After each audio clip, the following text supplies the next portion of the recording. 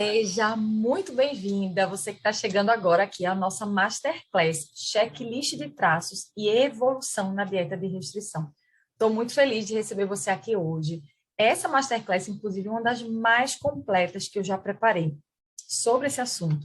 Então, realmente, tem ouro aqui, tá? Fica até o final, presta atenção nos detalhes, e eu tenho certeza que vai transformar aí sua vida, tá bom? Vamos começar? Vamos lá, né? Então, aqui, ó, esse aplicativo que vocês estão vendo é um site chamado Trello. Você vai receber o link desse site, que vai estar aqui embaixo, para você acessar este checklist, tá? Para quem não sabe mexer no Trello, não se preocupa, porque é super simples, é super intuitivo. E é um aplicativo que é gratuito. Então, assim, vai ser muito tranquilo para você, tá? Tendo dúvida com relação a esse assunto, pode colocar aqui na plataforma que a gente vai ajudar, não se preocupe, tá certo? Então, aqui, ó, o Trello, ele traz algumas abinhas de checklist, justamente sobre os temas dentro da nossa Masterclass de hoje. Então, o primeiro lugar que a gente vem é essa parte aqui, tá? Que é o comece aqui. Então, antes de, ai meu Deus, como é que faz? Eu já quero saber quando é que eu vou poder, né, evoluir, quando é que meu filho vai poder consumir traços industriais, quando que eu vou poder amamentar sem precisar fazer dieta de restrição? Como é que eu posso evoluir? Que caso? Então, tem muita confusão nesse início. Normalmente, quando a gente descobre a alergia alimentar, na maioria dos casos, a gente não está com uma tribo forte. A gente não está ao lado, por exemplo, de um médico que tem uma informação segura ou que tem uma expertise no tema alergia alimentar. E muitas vezes vem muita confusão. Aí a gente se desespera, começa a procurar na internet. E na internet, que é uma ferramenta incrível, a gente pode se conectar com pessoas maravilhosas, a gente pode se conectar com informações assim perfeitas. Porém, é um mar muito atípico, um mar muito heterogêneo, se assim melhor posso dizer, e você pode se deparar com algumas informações truncadas também. Muitas comunidades de mães, inclusive, que têm uma proposta de ajudar, acabam atrapalhando aí por conta da ansiedade, por querer achar que o caso do filho dela vai encaixar com o caso do filho de cicrana e acaba que tem uma confusão, ou até os próprios profissionais de saúde metendo os pés pelas mãos, não necessariamente só a comunidade de mães. Então, a ideia aqui é respirar, vamos passinho por passinho, a gente vai precisar dividir os tipos de alergias, o que realmente é traço, tem muita confusão aí, traço, contato cruzado, então, assim, vamos bem devagar, fica até o final, não fica ansiosa para querer saber, acho que vale a pena você assistir do começo ao fim, e para melhorar, talvez, a sua experiência aqui de aprendizagem e de troca, aqui embaixo você pode avançar para que eu consiga falar mais rápido. Então, eu estou falando aqui no meu ritmo, mas se você colocar na velocidade 2.0, acho que vai ajudar você na Masterclass ficar pela metade do tempo. Ou não. Ou você pode botar 1.5, enfim, pode ir testando. Pega um papel, pega a caneta colorida, já vai anotando os principais tópicos, porque a Masterclass, ela precisa ser densa. Ai, Ju, não estou acreditando que vai ter... Ó, vamos lá. Você quer evoluir na dieta de restrição do seu filho, da sua filha, ou até você, se você estiver amamentando? Então, é preciso que a gente segure na sua mão, passinho por passinho. E eu não posso simplesmente dar a resposta pronta, eu preciso explicar a base. Então, se a gente pensar numa pirâmide, que seria a pirâmide da cura da alergia e da qualidade de vida e bem-estar de uma criança que tem alergia alimentar. Lá no topo da pirâmide estaria a tolerância oral espontânea ou a cura. No mínimo, a qualidade de vida e bem-estar para essa família, caso a gente não consiga atingir essa cura por algum motivo. Mas lá na base da pirâmide, o que tem? Além de receitas saborosas, a gente precisa ter receita saborosa, mais gostosas do que as originais. A gente precisa ter essa base, porque o primeiro calo que dá é o calo da comida. A gente precisa substituir. Do dia para a noite, aparece, né? Boom, como um boom, e a gente fica, e agora o que eu vou fazer? Né? Depois que a gente construiu essa base das receitas, vem muito fortemente a questão da tribo e a questão das informações seguras. Então, você está aqui nesse momento. A gente vai trabalhar informação segura e vamos trabalhar a tribo também, porque eu estou aqui do seu lado. A proposta é, vamos segurar na sua mão. Passinho por passinho, a gente vai esclarecer alguns detalhes referentes ao tema traços e evolução na dieta de restrição, tá bom? Então, vamos construir isso juntas. Primeiro, o que é traço? Então, não sei se vocês sabem, se já ouviram falar, mas os traços. Qual é a teoria? O que danada é traço? Já escutei na internet, traço disso, traço daquilo, alimento limpo, alimento sujo. Vamos aterrar tudo, tá? Os traços nada mais são do que pequenas partículas de um alérgeno. Então, pequenas partículas de castanha, que estão presentes em outro alimento de maneira não proposital. Então, a gente, às vezes, nem imagina que aquela pequena quantidade, que muitas vezes é imperceptível, é invisível, está ali, presente no alimento, e a gente nem sabe, tá? Então, os traços são isso. Voltando para cá, deixa eu fechar, a gente voltar. Fechar aqui, vamos lá. Aí, seguindo aqui embaixo do comece aqui a gente já viu. Não sei se você sabia, mas existem 3 tipos de traços. Pois é, 3 tipos de traços, tá? Traços domésticos, que são aqueles que estão nos utensílios, então pode estar num prato da nossa casa, numa xícara que eu já tomei um café com leite, essa xícara, mesmo bem lavada, com esponja, ela lá, dependendo do material, ela vai ter traços ali presentes. E essa questão dos traços domésticos é legal assim, a gente falar que não necessariamente é só o que está dentro da nossa casa, ou da casa da nossa sogra, enfim, de alguém. Não. Se a gente vai para um restaurante e eu estou comendo no prato daquele restaurante, um prato de inox, um prato de porcelana, um talher do restaurante, aquilo é chamado de traço doméstico também, não é traço industrializado, tá? Então, traço doméstico, desculpa, são os utensílios que a gente utiliza, que estão aí no nosso dia a dia, mesmo bem lavados, tá? Os traços via leite materno são outros tipos de traço que, geralmente, quando a mãe amamenta a criança, ela pode amamentar sem precisar fazer a dieta de restrição. Em alguns casos, sim, é necessário, é ultra importante. Mas o que vai passar pelo leite da mamãe são apenas traços das proteínas dos alimentos. Não passa ali a proteína intacta. Então, é super importante que a gente saiba. Então, toda aquela história que a gente ouve, né, do pessoal da área de saúde, olha que na amamentação é importante que a alimentação da mãe seja rica, balanceada, equilibrada, o mais diferenciada possível, justamente para que a criança tenha contato com o máximo de proteínas possíveis através do leite materno, e ela tem menos chance de desenvolver alergias ou outras questões aí no futuro. E os traços industriais, Ju, que danados são eles? É aquela história do pode conter, que fica no pacote de biscoito, no arroz, que pode conter derivados de soja? Sim, é a danada da história do pode conter. Aqui, cada país ele vai ter uma legislação própria. Aqui no Brasil, a legislação correta não vai falar de traços. Pode conter traços de castanha. Não. A legislação correta, ela fala pode conter castanha ou derivados de castanha, tá? Então, esse pode conter, ele é uma loteria para nós, tá? Eu até coloquei aqui. O que pode ser? Devido ao maquinário compartilhado, não é só por conta do maquinário que está compartilhado. Pode ser por conta da questão da logística. Então, aqueles famosos sacos de arroz, que tem um pode conter soja, muitas vezes é no caminhão que eles transportam arroz, eles também transportam grão de soja, da mesma empresa, de uma empresa diferente. E aí eles preferem rotular o pode conter, porque eles não querem se comprometer de que não tem de jeito nenhum ali aquela proteína, até porque às vezes vem furo no saco, vem uma confusão ou outra, e pode acontecer de ter o contato cruzado, que é o que a gente vai falar daqui a pouco, o que isso representa. Então, o pode conter é uma loteria, tá? Tem maquinário. Aqui eu coloquei também para vocês, ó, a parte da logística, e eles muitas vezes não querem se comprometer com a família alérgica, com nós, porque o que está no rótulo, o rótulo é a principal forma de comunicação, né, entre nós, consumidores, e a indústria.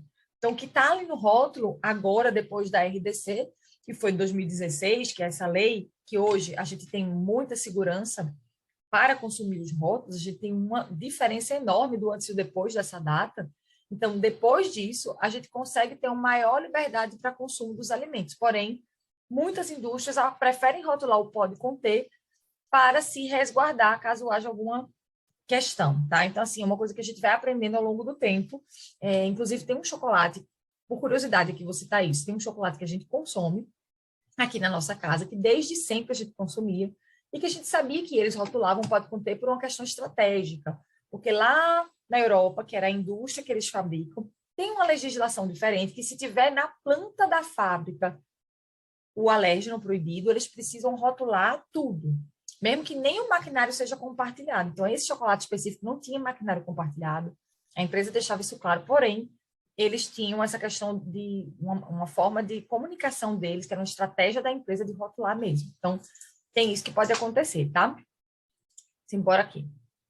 Aí, é super importante que vocês entendam a diferença de contato cruzado para contaminação cruzada e também traços para contato cruzado. Então, a gente vai esclarecer um pouquinho isso agora, tá? O que é o contato cruzado? Pode aparecer quando uma pequena quantidade do alérgeno, ou seja, um traço, entra em contato com outro alimento de maneira não proposital. Então, o traço vai entrar em contato com o outro. Então, é o ato de entrar em contato. O traço é aquela quantidade mínima do alimento que está ali, às vezes de maneira até imperceptível, invisível, de maneira não proposital no outro alimento. E o contato cruzado é a ação, é o ato daquele traço entrar em contato com aquele outro alimento, tá? Então, isso pode acontecer tanto com utensílios, com superfícies ou objetos, e pode passar até através da saliva, que é aquela famosa história que, peraí, eu comi um iogurte com leite, a criança tem a PLV, eu tenho que lavar muito bem a boca e ter esse cuidado dependendo do nível de sensibilidade dela. A gente vai falar um pouquinho sobre isso mais à frente, tá? E aí? É o tipo de situação mais perigosa que você precisa evitar. Que tipo de situação é essa, Ju? Essa daqui, ó. Quando uma pequena quantidade do alérgeno pode causar uma reação alérgica, quando a gente está sem conseguir medir aquela situação. Como assim, Ju? Vamos dar um exemplo. Se eu estiver num restaurante e muitas vezes eu não falei, eu simplesmente pedi, vou aqui citar o caso da minha amiga, que ela tem doença celíaca, não é alérgica, mas ela tem uma restrição importante com glúten. E ela foi no restaurante e ela falou, eu quero comer um risoto de queijo. E ela não tem restrição com queijo. E eu estava com ela, eu disse, amiga, você não vai falar que tem a doença celíaca, que não pode o glúten, como é que é a história do contato cruzado? Ela disse, não, porque risoto não tem glúten. Risoto, assim, na característica do risoto, não leva glúten. E eu fiquei pensando, caramba, o risoto de tal restaurante que eu já fui, leva glúten. Eles têm mania de colocar um pouquinho de trigo, de farinha de trigo, para dar uma engrossada no risoto, porque eles não vão colocar aquela quantidade enorme de queijo. E eu peguei essa dica depois com o chefe, porque eu saí perguntando sobre essa história do glúten.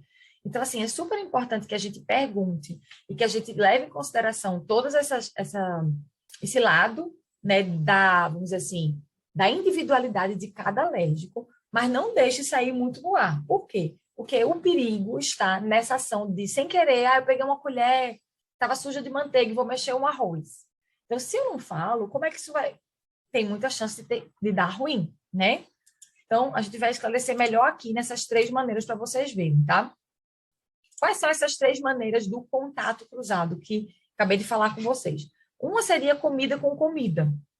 Então, aquela história que eu falei, a castanha, nuts em cima de uma salada, então você vai num restaurante, aí, eu tenho uma alergia à castanha. Quando chega na mesa, o garçom esqueceu e botou uma salada cheia de castanha. Aí diz, veio com castanha, você pode trocar?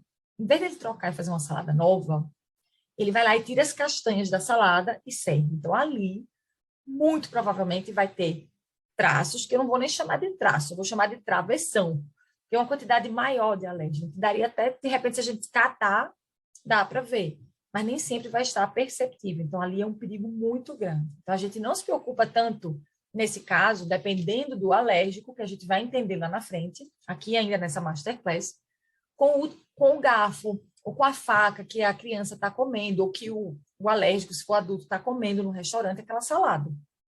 Por quê? Porque quando eu for lavar aquele utensílio, normalmente eu estou olhando, estou fiscalizando, estou vendo ali. Então, é muito mais difícil de ter uma quantidade maior de traço que seja suficiente para desencadear uma reação alérgica naquela pessoa A, B ou C.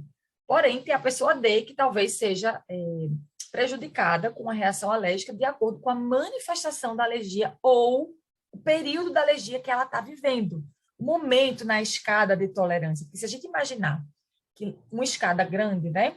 Lá no último degrau estaria a tolerância oral, daria a cura da alergia, primeiro degrau, ela está tendo contato com os traços sem reação, com algum tipo de traço. Talvez via leite materno, talvez o traço doméstico, que são os utensílios, mas talvez ainda não os industriais, a gente vai ver isso. E como que eu vou conseguir evoluir? Calma que a gente vai chegar lá. Primeiro vamos começar aqui. E aí, qual é a outra forma de existir o contato cruzado? Comida com objeto. E aí, o tecido de cozinha, garfo, faca, colher, se não estiver apropriadamente limpo antes do preparo das comidas, de alguém com alergia alimentar, pode levar um tipo de contato cruzado. Então, vamos esclarecer isso para a gente ficar bem tranquilo. Se eu estou num restaurante e eu estou comendo com o mesmo garfo que uma pessoa comeu um risoto, mas o garfo está lavado, passou-se esponja, sabão, aquilo ali vai causar muito pouco risco para o alérgico, para a maioria dos alérgicos. A gente vai esclarecer isso daqui a pouco. Agora, se eu estou numa sorveteria e eu peguei um sorvete de pistache e eu não lavei direito, eu só dei uma passadinha num pano e fui ali pegar, ou botei dentro de uma água, né, que eles colocam num baldinho com água, e vou pegar um sorvete agora de morango light, que não tem leite, nem ovo, nem pistache. E a pessoa tem alergia a pistache. Aí eu vou lá, peguei aquilo com a mesma colher. Então, ali existe sim a possibilidade muito forte do contato cruzado, que aí não estou falando de traços, porque aí eu não lavei. Se eu tivesse lavado, higienizado, ficaria muito mais difícil, a não ser pelo respingo, né, de um bowl de sorvete de pistache para o outro pote do sorvete de morango light, ter aquele respingo ali dentro, tá? Então, aí seria comida com objeto. E comida com saliva? Um caso clássico, um gato que está tomando leite, depois ele vai lá e lambe a criança que tem alergia a APLV, né? Então, dependendo da manifestação da alergia dela, vai fazer ali um urticária na bochecha ou pode até virar uma reação sistêmica e espalhar no corpo todo, tá? Vamos lá. Voltando para cá, para a gente continuar. E aqui, ó, super importante a gente falar isso aqui com vocês, tá? O contato cruzado. O que é o contato cruzado? E a diferença para a contaminação cruzada, tá? O contato cruzado ele ocorre quando um alérgeno é transferido de maneira não intencional de uma comida para outra. Você já sabe, a gente já falou. Já na contaminação cruzada, eu estou trazendo esses termos para você entender e solidificar, porque acho que às vezes o jeito que a gente fala vai facilitar muito a sua vida quando a gente estiver convivendo aí no ambiente externo. Porque se eu falar para uma mãe de alérgico, teve contaminação cruzada, ela vai entender. Mas se eu chegar num hospital ou até num restaurante e falar, ai meu Deus, teve contaminação cruzada, o que foi que tinha aí na sua comida? Ele pode interpretar que é micro-organismo, como bactéria, que contaminaram a comida. E aí ele vai ficar desesperado. Ele vai dizer, minha comida não está contaminada, eu não estou com comida intoxicada aqui, não tem nada disso. Uma comida que está intoxicando a pessoa, aliás, desculpa. Então, teve um caso, por exemplo, da minha filha mais velha, que é a Camila, e a gente foi num restaurante e teve uma reação muito grave anafilática dela. E não foram os traços dos talheres, teve um contato cruzado. Porque assim que ela colocou a comidinha na boca, era um pedacinho de batata, ela disse, mamãe, essa batata tem leite e ovo. E aí, dali a instantes, tudo evoluiu muito rápido. Ela ficou, né, com uma dificuldade para respirar muito importantíssima, veio chiado, ela ficou realmente com o corpinho roxo, desmaiou no meu colo, olha, dor de barriga, foi terrível.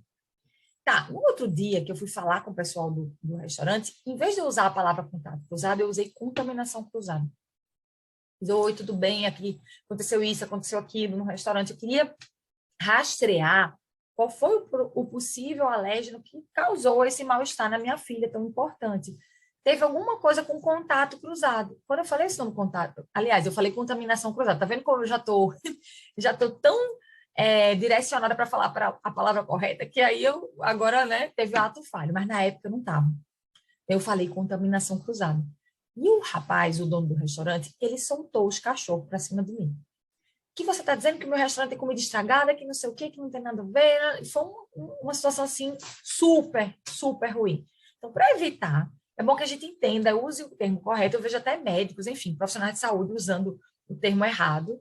E tem livros também, enfim, a gente está se habituando. A literatura tem trazido mais esse termo contato cruzado, mas aos poucos a gente vai pegando, tá? Porque, basicamente, um é causa alergia alimentar, o outro é intoxicação. Aí vê que coisa interessante, o cozimento adequado do alimento não previne reação de alergia alimentar. Então, a não ser que a criança tenha uma manifestação de alergia, e quando o alimento está mais cozido, ela não vai fazer reação, mas isso aí é um caso específico. Via de regra, não. Eu não vou. Que antigamente se falava, não sei se você já pegou essa frase, assim, vamos ferver o leite que a criança vai parar de ter alergia. Por quê? Porque às vezes funcionava mesmo com alguns casos específicos de crianças que não tinham aí um tipo de proteína elevada. Mas aí era uma coisa muito que tateando e na sorte, tá? Já no caso da contaminação cruzada, o cozimento adequado pode eliminar, por isso que ferve água, coloca nas bancadas, enfim. É isso, tá? Vamos lá. Voltando para cá. Fecha aqui. Vamos continuar. E aí, ó, depois vocês olham também aqui tudo bem detalhado que eu coloquei, tá? No texto. Quais são as fontes de contato cruzado? Vamos ver. Contato cruzado ocorre quando o alérgeno foi transferido de um alimento a outro de maneira não intencional. Então, até uma minúscula quantidade do alérgeno pode ocasionar uma reação fatal, tá? E aqui, ó, eu trouxe algumas fontes de contato cruzado para vocês verem, tá? É uma coisa que você pode, inclusive, estou indo para o restaurante, Ju, vou imprimir essa lista aqui, que é básica, e vou levar para o restaurante. Porque, de repente, né, eu vou levar para um hotel, vou levar para uma cozinha da escola, enfim, fica com esse material, que esse material é super prático, ele ilustra de maneira mais simples o que pode acontecer na prática para ocorrer o contato cruzado. Então, aqui a gente tem, ó, mãos. Deixa eu botar mais para cá, ó. Nas mãos, mexendo um camarão e depois preparando uma salada, né? A própria mãozinha suja. Tocando num queijo, depois sem lavar a mão com água e sabão, não é com álcool, tá? Porque hoje a gente pensa muito, o álcool mata micro-organismo, vírus, bactéria. O detergente, água e sabão, que a gente vai ver até daqui a pouco. Então, ó, utensílio, faca, assadeira, talher, pote e panela, usando a mesma espátula para virar um hambúrguer. Então, a partir de uma... Já aconteceu com Camila, uma história dessa, da melancia. Partiu uma melancia com a mesma faca que partiu o queijo. Camila fez uma reação aqui em casa. Quando consumiu uma melancia, a gente ficou, meu Deus, será que é a melancia? Um desespero. Depois a gente conseguiu rastrear, foi um mercadinho aqui perto da minha casa, que sempre traz umas coisinhas. E ele deixou passar batido, que ele cortou o queijo, depois não lavou a faca e cortou a melancia. Olha que perigo. Então, assim, pode acontecer. É importante levar isso para as pessoas que estão manipulando os alimentos, seja na nossa casa, na escola, no restaurante. Aí vai evitar, né? Superfície de preparação dos alimentos. Cozinhar peixe e frango na mesma churrasqueira. Parece óbvio para a mãe de alérgico, mas para as pessoas de fora não é óbvio. Não é óbvio. Eu estava numa escola e eles tinham feito exatamente isso. Eles estavam cozinhando, nem foi um bolo, a professora até falou. Estão fazendo várias capacitações em escolas, e a professora disse, Ju, chegou um bolo da mãe, era aniversário de um amigo, e o menininho tinha um problema com corante. A sorte é que esse menino não tinha alergia, ele tinha intolerância, mas ela nem imaginava. Então, chegou um bolo todo colorido. Ela raspou a parte de cima do bolo, né? Aquelas partes coloridas, e deu o recheio do bolo para o menino. Então, isso é perigoso. Tem uma chance forte de ter ali um contato cruzado. Vapor, respingo, pó de farinha e migalha. Então, respingo do ovo numa bancada. Leite em pó voando pelo ambiente. Então, tem vários exemplos aqui, gente, para vocês tanto fazerem uma vasculhada, entender, será que é aqui que eu estou passando batido e meu filho não está estabilizando, de repente, ou levar para os locais que tem aí como rede de apoio de vocês, tá? Deixa eu ir fechando esses outros aqui para não ficar muita coisa. Vou abrir. Vamos lá. E aqui, vamos para o próximo. Quero vocês craques, sabendo tudo de contato cruzado, para a gente poder pensar na evolução. Primeiro a gente sabe o básico, depois a gente vai para a evolução. Aí eu vou precisar esclarecer para você um pouquinho sobre os tipos de alergias alimentares, tá? Porque é a partir daqui que a gente vai evoluir na dieta de restrição, porque não existe... meu filho tem APLV. Tá, mas que tipo de APLV? Ele faz anaflaxia? Ele tem FPAS? Ele tem proctocolite alérgica? Enteropatia? São nomes difíceis, nomes complexos, mas são doenças diferentes. Às vezes a APLV dele é por conta ele causa dermatite atópica ou esofagite eosinofílica. A gente vai ver aqui, eu estou com um mapa mental, vou abrir para vocês. Vou beber uma aguinha rápida enquanto está bem. Simbora. Abriu. Então, aqui tem um mapa dos tipos de alergias alimentares. Entendendo esse mapa, com esses tipos de alergias, eu vou saber quando eu posso evoluir na dieta de restrição, como, com quem, com que caso, e tudo aqui vai ficar muito mais mastigado para você entender se é a manifestação de alergia do seu filho, como você vai evoluir.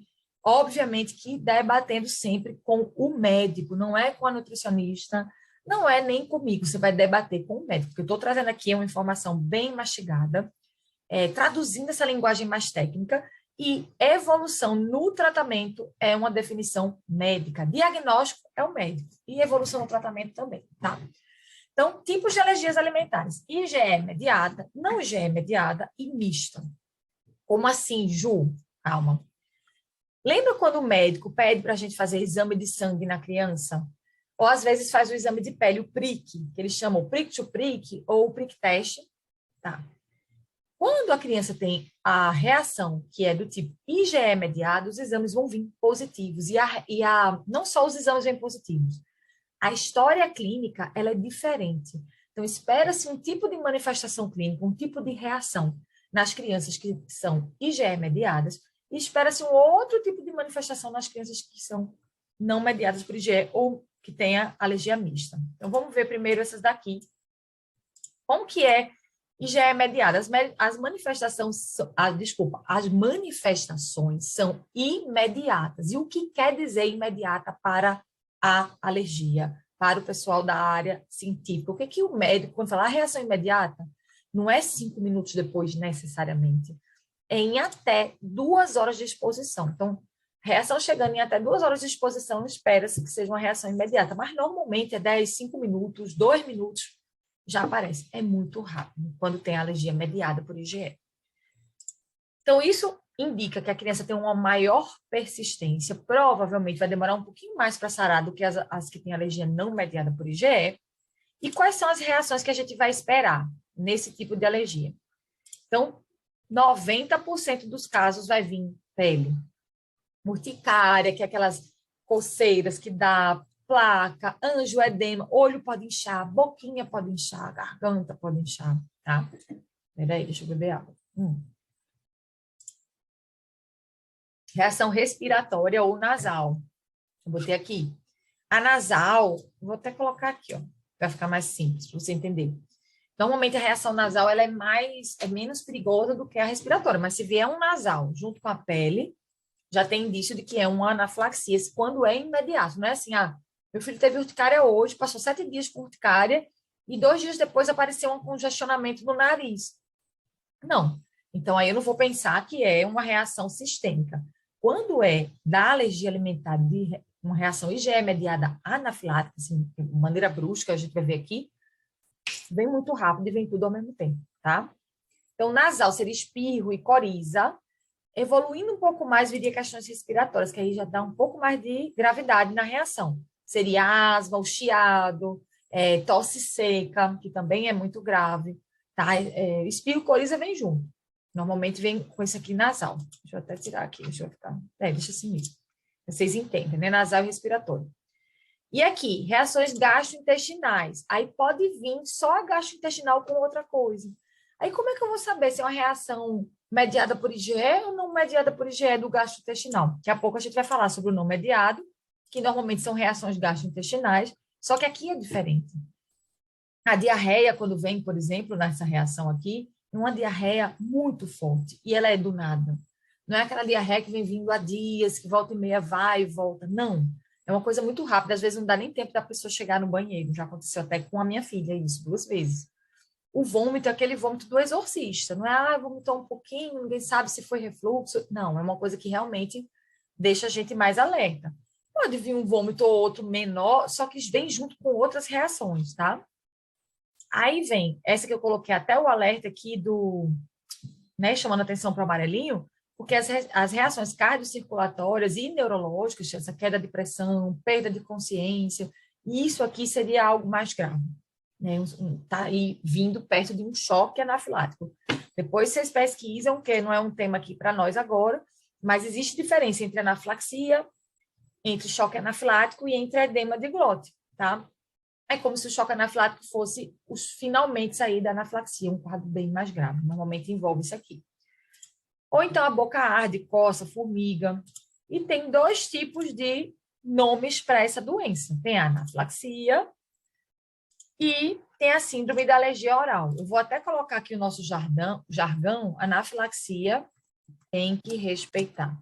Então, aqui é um ponto que a gente vai ficar mais atenta sempre. Quando se tem anafilaxia, não é brincadeira. Vou botar assim, dá para a gente ver melhor. E na síndrome da alergia oral, qual é a diferença de um para o outro, Ju? Basicamente, a síndrome da alergia oral, ou normalmente, não evolui para a anafilaxia. Eita, acertei? Botou um A aqui, pronto. Normalmente não evolui para anafilaxia, tá? Então, vem formigamento na boca, às vezes fica uma região da boca meio vermelha, vem uma ardência, mas normalmente isso não vai evoluir para uma reação sistêmica, tá bom? Mas são todas reações IgE mediadas. Aí, ó, vou fechando aqui para a gente poder abrir o próximo, ficar mais fácil de ver. Simbora, meu povo. A gente vai agora para não mediado por IgE. Manifestação tardia, que aí você já sabe, e se não sabia, saiba agora, que é depois de 2 horas de exposição. Mas pode chegar a 3 dias, a 6 horas. Tem reações que são 10 dias depois. Pode chegar, tem gente que fala, né? Eu já escutei relato assim em congresso, tudo, que até 30 dias depois. Então, depende muito de cada criança, de cada manifestação aí, de cada indivíduo. E o lado bom é que elas costumam ter uma persistência menor, então elas têm uma tendência da tolerância oral mais rápido, de sarar mais rápido. Porém, dependendo de como foi feito o tratamento, esse aí é um grande alerta, eu botei bem grandão.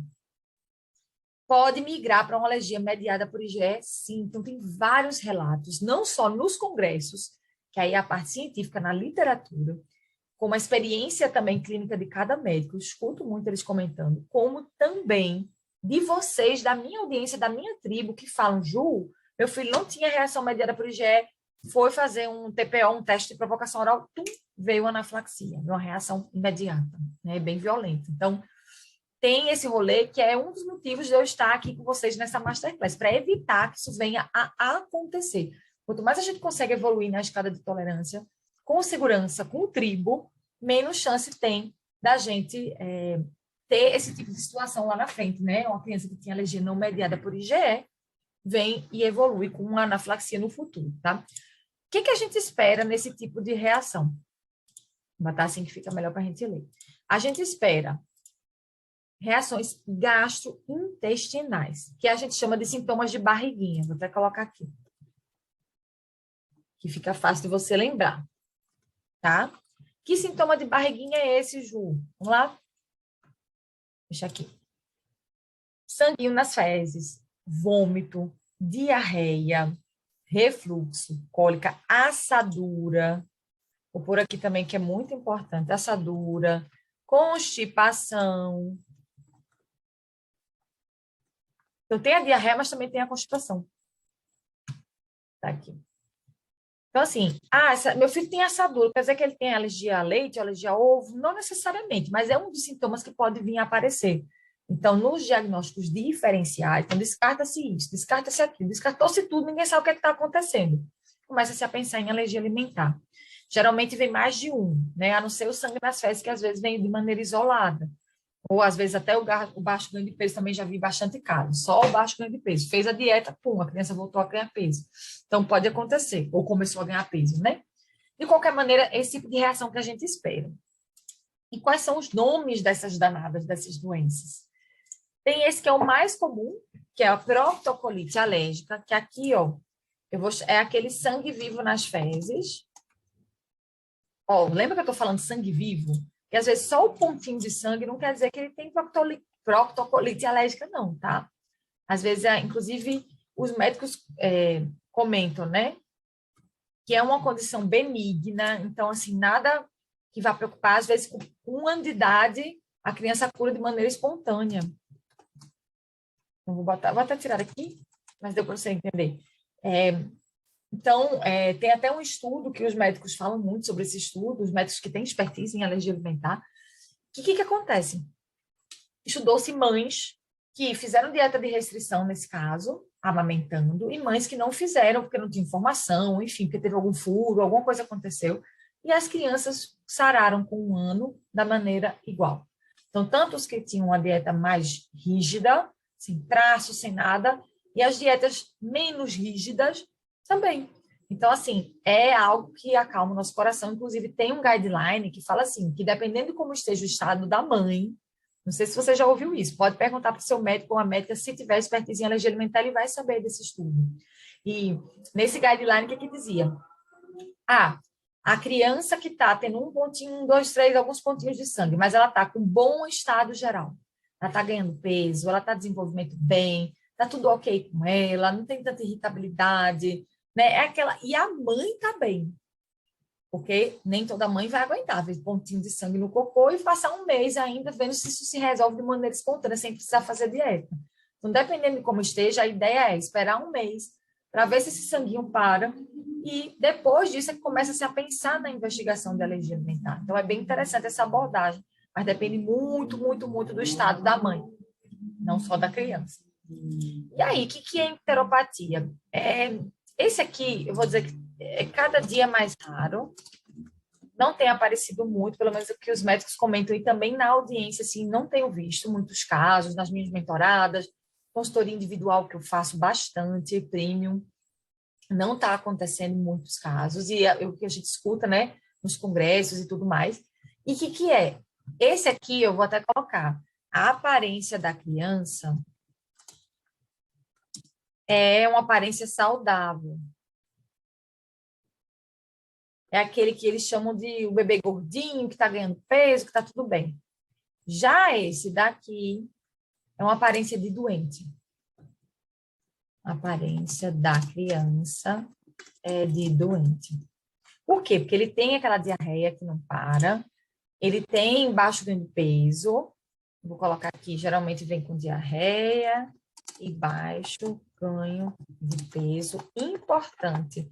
E quando a criança vem a estabilizar, nem sempre ela vai... O que o médico vai esperar na dieta de restrição, ele não vai esperar que ela fique 100% bem depois que fez a dieta de restrição. É importante, tá?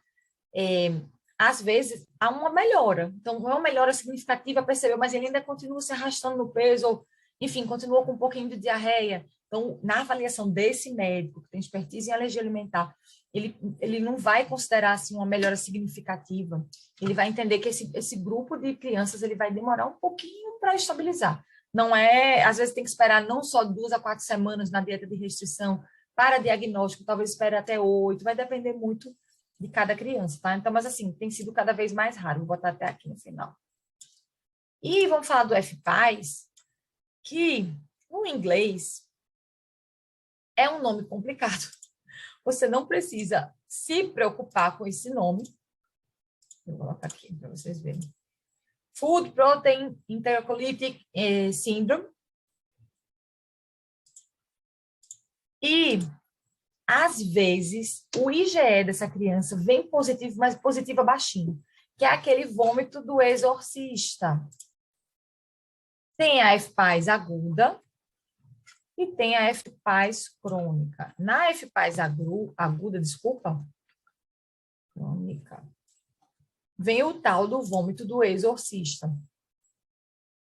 Já na crônica, não, é aquela criança que vomita de maneira intermitente, pode vir em questão do baixo ganho de peso ou não, e não se sabe exatamente o que está causando aquele vômito na criança, não se descobre, às vezes é mais de um alimento.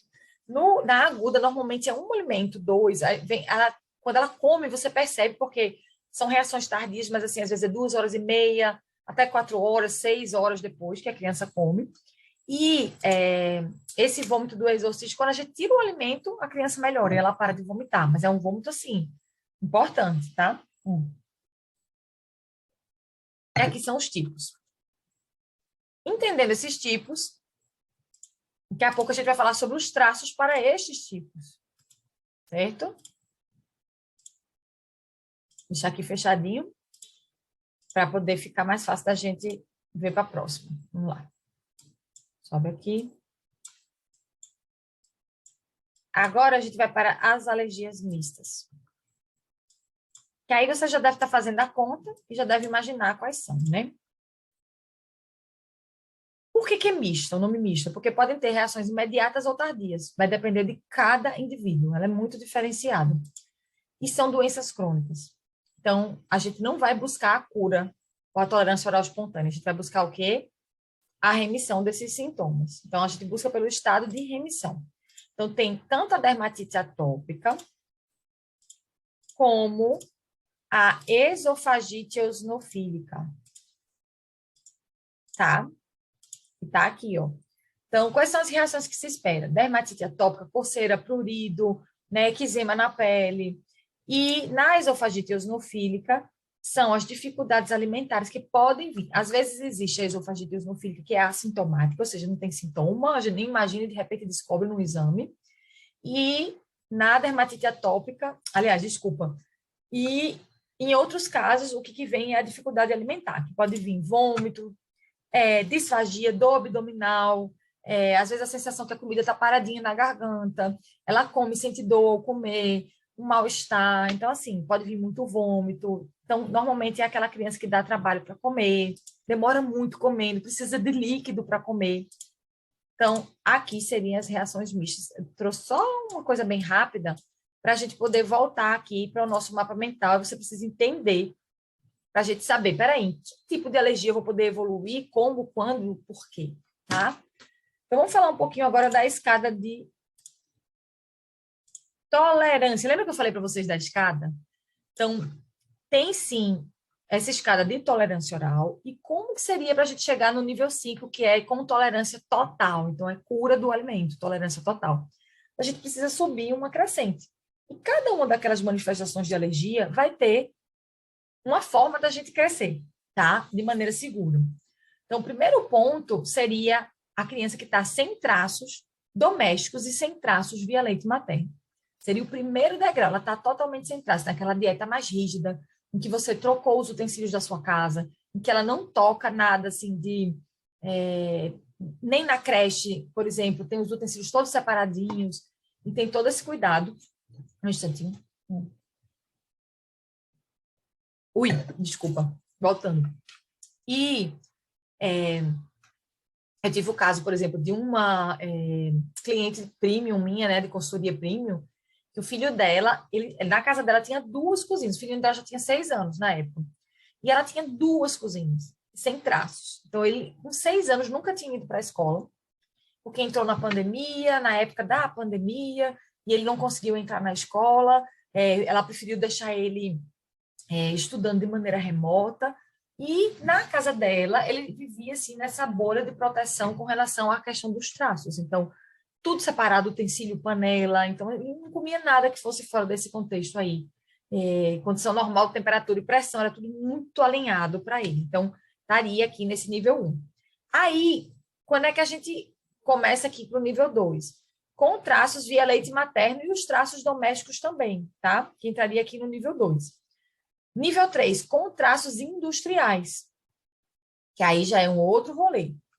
E aqui, nível 4, que seria com algum grau de tolerância oral. O que é isso, Ju? É quando a criança, às vezes, já pode comer um bolo que tenha ovo, mas ela não consegue comer um ovo mexido ainda, porque o bolo com ovo, ela não reage, porque o ovo está lá dentro do bolo, foi assado no forno, e aquela criança especificamente pode.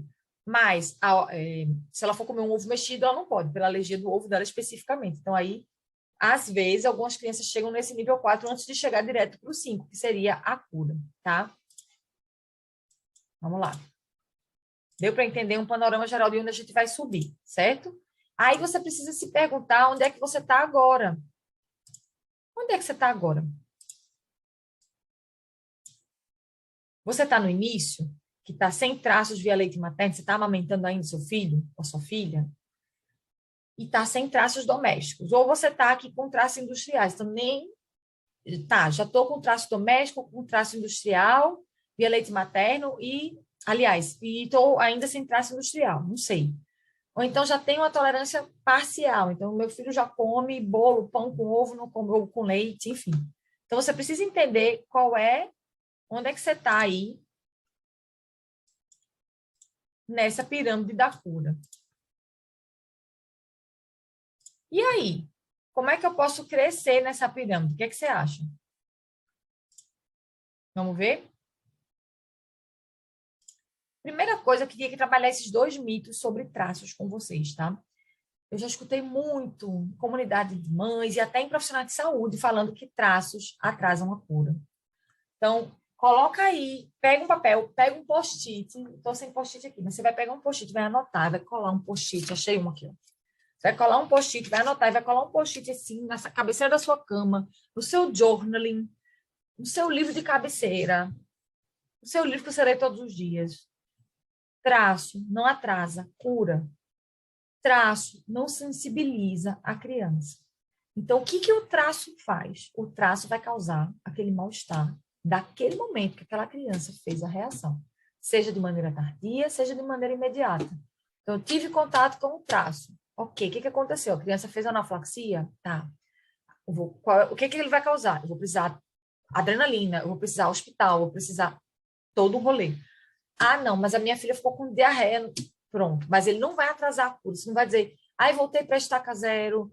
Não existe isso, tá? Infelizmente, alguns médicos que são tão mais ultrapassados, eles falam isso. Já escutei médicos, eu escutei nutricionistas falando isso.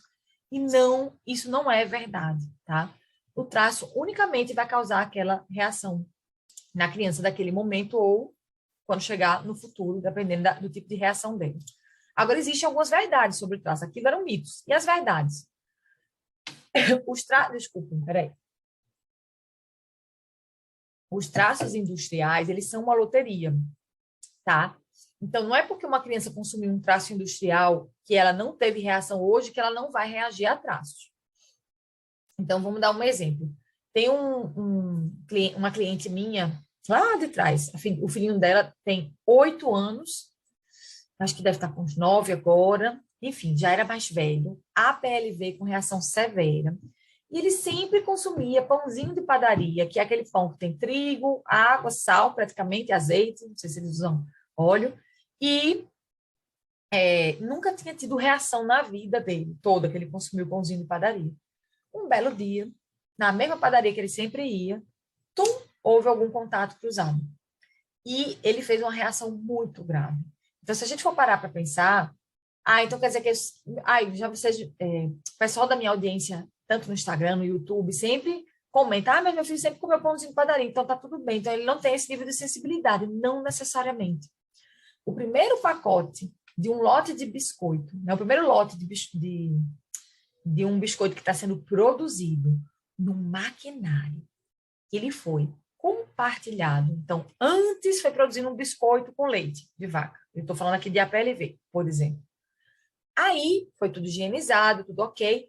Eu vou agora colocar a nova leva aí do biscoito, que é um biscoito possível para os alérgicos, porém tem um pode conter, porque eles vamos dizer assim, eles não se comprometem com a ausência do alérgeno ali. Porque uma coisa assim que é bem interessante vocês saberem, não é porque o maquinário é compartilhado que necessariamente existe um risco para o alérgico. Às vezes o maquinário é compartilhado, mas a empresa se compromete em higienizar, fazer todos os testes, testar, e só liberar a produção do maquinário depois que for testado e está tudo ok. Então, dependendo do alimento, existe sim isso no mercado.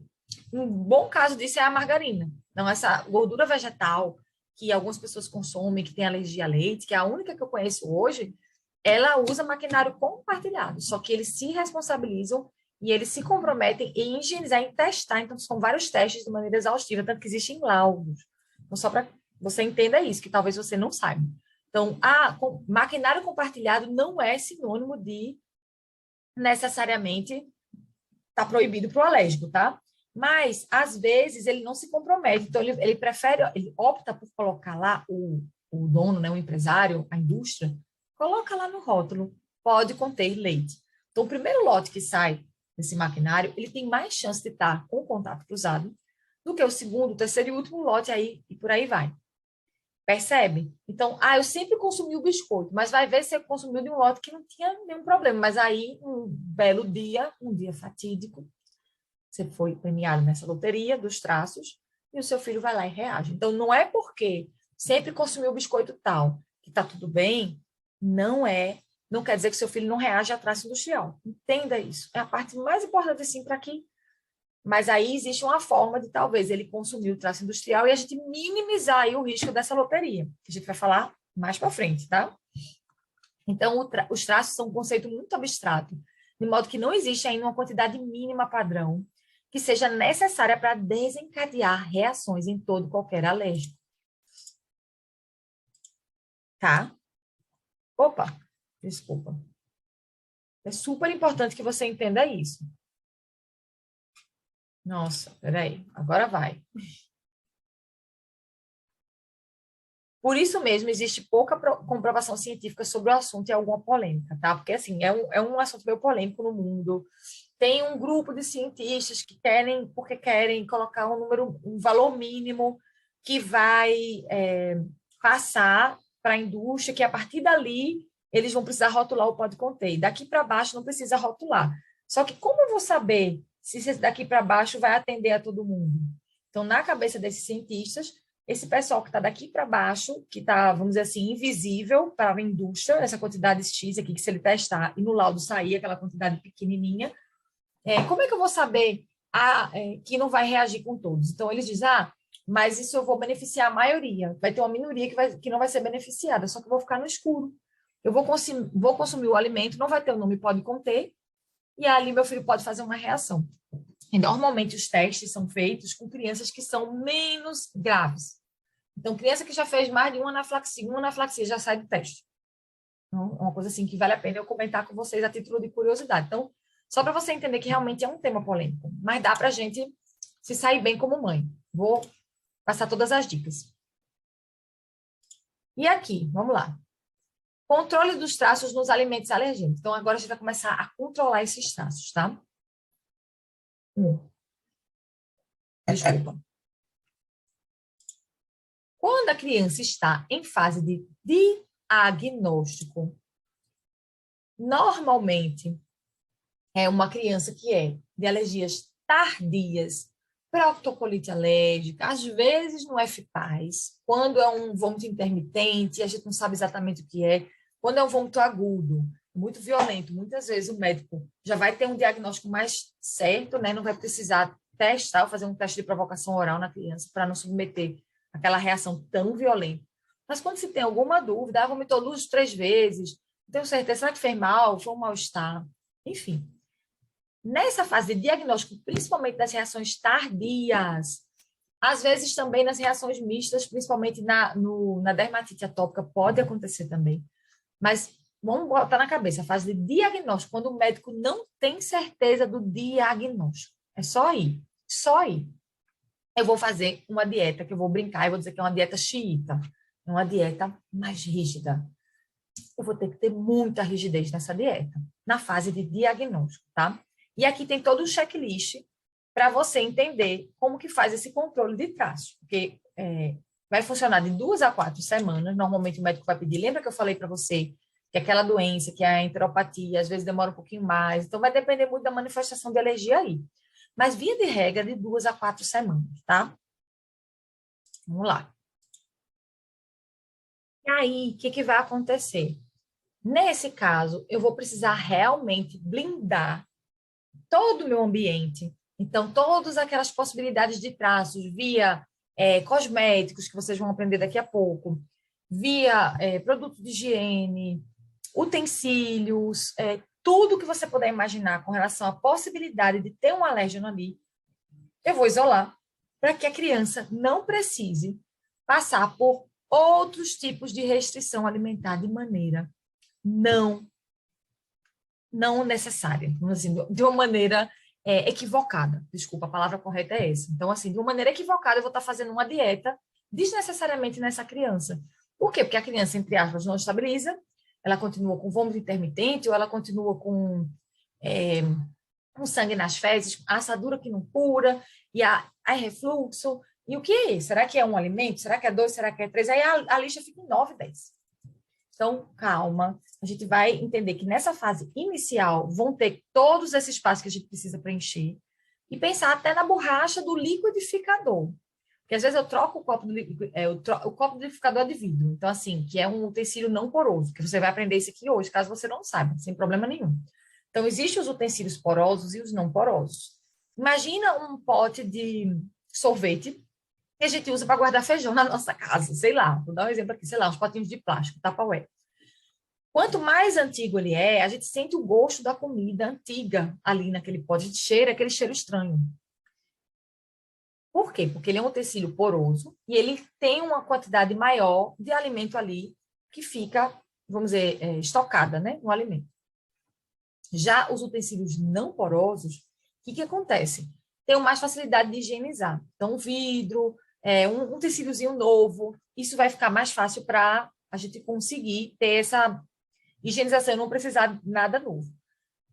Mas eu troquei o copo do liquidificador e esqueci a borracha. Ou tem um filtro de barro que tem uma borrachinha lá dentro, eu lavei e ficou lá aquele traço. Então, peraí só um pouquinho. Desculpa. Simbora. A ideia é essa, tá? Então, os utensílios porosos novos nunca são utilizados de maneira separada, exclusivamente para o preparo de alimento no alérgico. Então, a gente vai ter uma apostila de utensílios, que está aqui embaixo, para você dar uma olhada no que você precisa nessa fase de diagnóstico, tudo que você precisa fazer para evitar os traços domésticos. E, nesse caso, também os traços via leite materno, tá? Os utensílios não porosos, tipo vidro, exemplo, podem ser reaproveitados, desde que seja feita a descontaminação das proteínas alergênicas. Vocês vão receber esse material também aqui embaixo.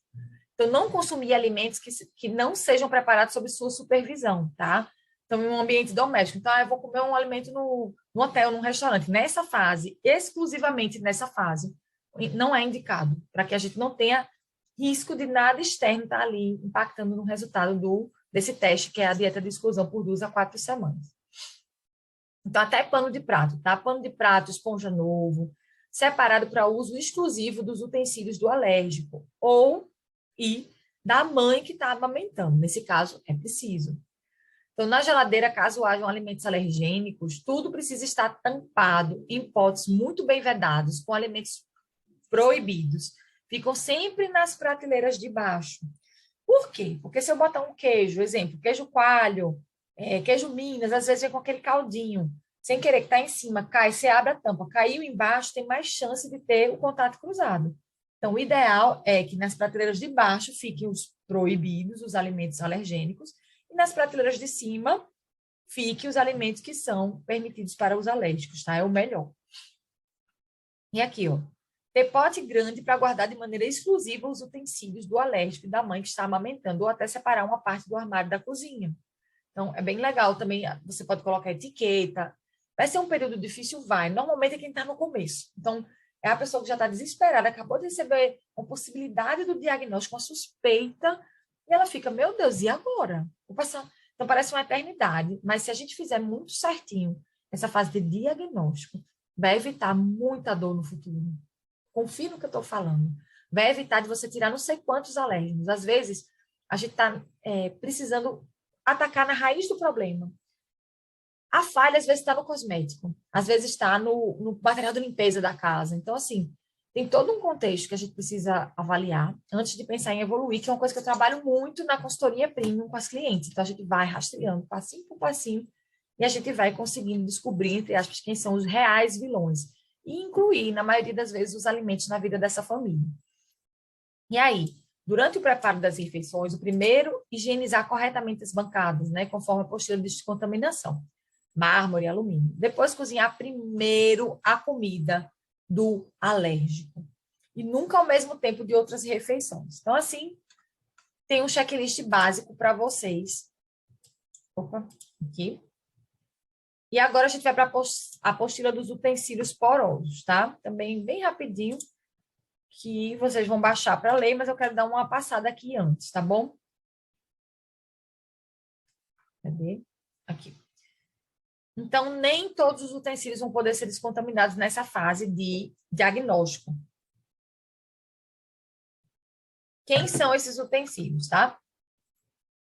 Os utensílios porosos, silicone, madeira, plástico, teflon, borracha, pano de prato, esponja de prato. A gente vai ter tudo novo. Já o tecido não poroso, como vidro, alumínio em bom estado, não é aquele alumínio que está em péssimo estado, não, porque senão não adianta de nada. Cerâmica, porcelana. Então, desde que estejam em bom estado, a gente consegue descontaminar, certo? E como é que eu faço para descontaminar, Ju? Pelo amor de Deus, vamos embora.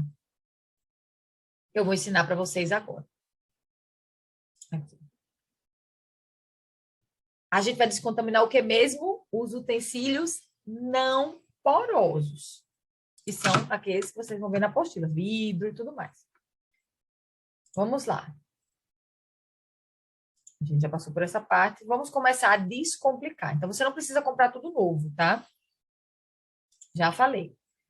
Essa técnica, que é da tripla lavagem, o que ela fala, tá? Vocês vão entender de onde é que ela surgiu também. É bem interessante essa técnica. Ela surgiu da galera do glúten. Ups, não é possível que eu fiz isso. Desculpa. Ah, tá aqui. Vamos lá. Ela surgiu da galera do glúten, então a ideia era, como é que eu faço para descontaminar meus utensílios? E o glúten é um dos alérgenos mais difíceis, assim, da gente realmente tirar, descontaminar. Então, como se a gente estivesse pecando por excesso, se eu estiver falando de APLV, por exemplo, se eu estiver falando de alergia à soja. Por quê? Porque o glúten é como se ele grudasse nos utensílios, ele é mais chatinho. Então, se a gente consegue, vamos dizer assim, tirar o grosso, remover mecanicamente aquele glúten, vai ficar mais fácil de retirar os outros também, tá? Então, tem alguma pesquisa científica? Tem. Essa técnica necessariamente não, vocês vão ver. Porém, tem muito resultado e ela surgiu de onde? Antes de mais nada, acho que eu vou falar aqui, ó. É uma técnica caseira, foi divulgada pela professora Flávia Anastácio de Paula, de 2007, ó. Necessidade de descontaminar sua cozinha após diagnóstico de doença celíaca dos seus 3 filhos. Então, ela entrou em contato com a pesquisadora da Embrapa, do Passo Fundo, no Rio Grande do Sul, pedindo orientação. Então, assim, foi isso que ela conseguiu e a gente está repassando para vocês, porque é o que tem funcionado para a gente evitar de tirar tantos alérgenos da vida dessa mãe, dessa família, dessa criança. Então, passo 1, o que é que você vai precisar? Você vai precisar de 3 esponjas novas, água morna, detergente neutro, detergente que a gente usa para lavar prato, vinagre, bicarbonato de sódio, álcool A70 e papel toalha, que seria para a parte final. Então, primeira etapa, você vai fazer uma mistura com o detergente, o vinagre, o bicarbonato e vai levar com água morna os utensílios que você separou e avaliou que estão com bom estado de conservação. Então, vou lavar um liquidificador, um copo de liquidificador, uma panela, então vou fazendo tudo isso. O que eu vou fazer? Você vai utilizar 3 esponjas novas que você comprou e a mistura de detergente, enxaguar bem e jogar essa esponja no lixo. Aí você vai repetir tudo novamente. Repita o processo usando a segunda esponja das 3, enxague tudo, joga a esponja fora. E na última etapa, ó, pegue a última esponja e lave somente com detergente. Aí não fica com aquela misturinha do bicarbonato, detergente e o vinagre, só o detergente. E depois que você enxaguar, você vai, só por desencargo de consciência, vai passar um papelzinho toalha para secar com álcool 70 para certificar que realmente tirou tudo. Mas é mais uma certificação. Então, isso aqui, ó, vai te ajudar aí nessa fase apenas. Para que serve isso? Para eu tentar minimizar o risco de exposição a traços. Eu não estou garantindo 100% a ausência de traços, não. Mas para você não precisar comprar tudo novo, e dependendo do nível de sensibilidade, se a criança não está de jeito nenhum estabilizando, vale a pena, talvez, num período futuro, pensar em comprar novo, mas isso aqui já vai te ajudar muito nessa fase de diagnóstico, em que você precisa ter uma organização maior, para que você também, de repente, compre tudo novo e depois não sirva para nada, né? Porque aí não foi, de repente, infundada essa suspeita da alergia alimentar. Então, vale a pena primeiro tentar isso, e caso não surta efeito, você ir pensando aí em comprar utensílios novos, tá certo? Essa é a minha sugestão. Experiência aqui prática de vida. Eu já precisei fazer dieta sem traços e é puxado. Quando a gente tira traços, então assim, na época eu fui muito mal orientada também. Não foi para diagnóstico que eu fiz isso, foi porque a Camila estava reagindo a vários alimentos e era de uma maneira assim totalmente imediata, não tinha nem lógica ser traços. Porém, na época eu fui mal orientada e fiz. E eu fiz desse jeito. tirei o utensílio, lavei, olha, foi uma loucura, tá? Não foi fácil, não. Então, por quê? Porque durou 2 meses. Não durou só de 2 a 4 semanas, que seria um mês, já é puxado. Então, vale a pena você fazer aí para diminuir um pouco essa situação para você de estresse, de comprar tudo novo. Então, dá para dar uma diminuída na ansiedade também, tá? E aí, vamos lá. Agora, vou beber só uma aguinha. E a gente vai falar um pouquinho das alergias tardias não mediadas por IgE. Tanto a proctocolite alérgica como a FPAS, vamos pensar agora do ponto de vista dos traços, tá? A gente já está entrando em traços mesmo. A proctocolite alérgica, ela costuma reagir a traços, de todos os tipos de traços. Então, ela reage a traço via leite materno, traço doméstico, isso no início do tratamento. Então, via de regra, qual é o passo para esse pessoal da proctocolite alérgica?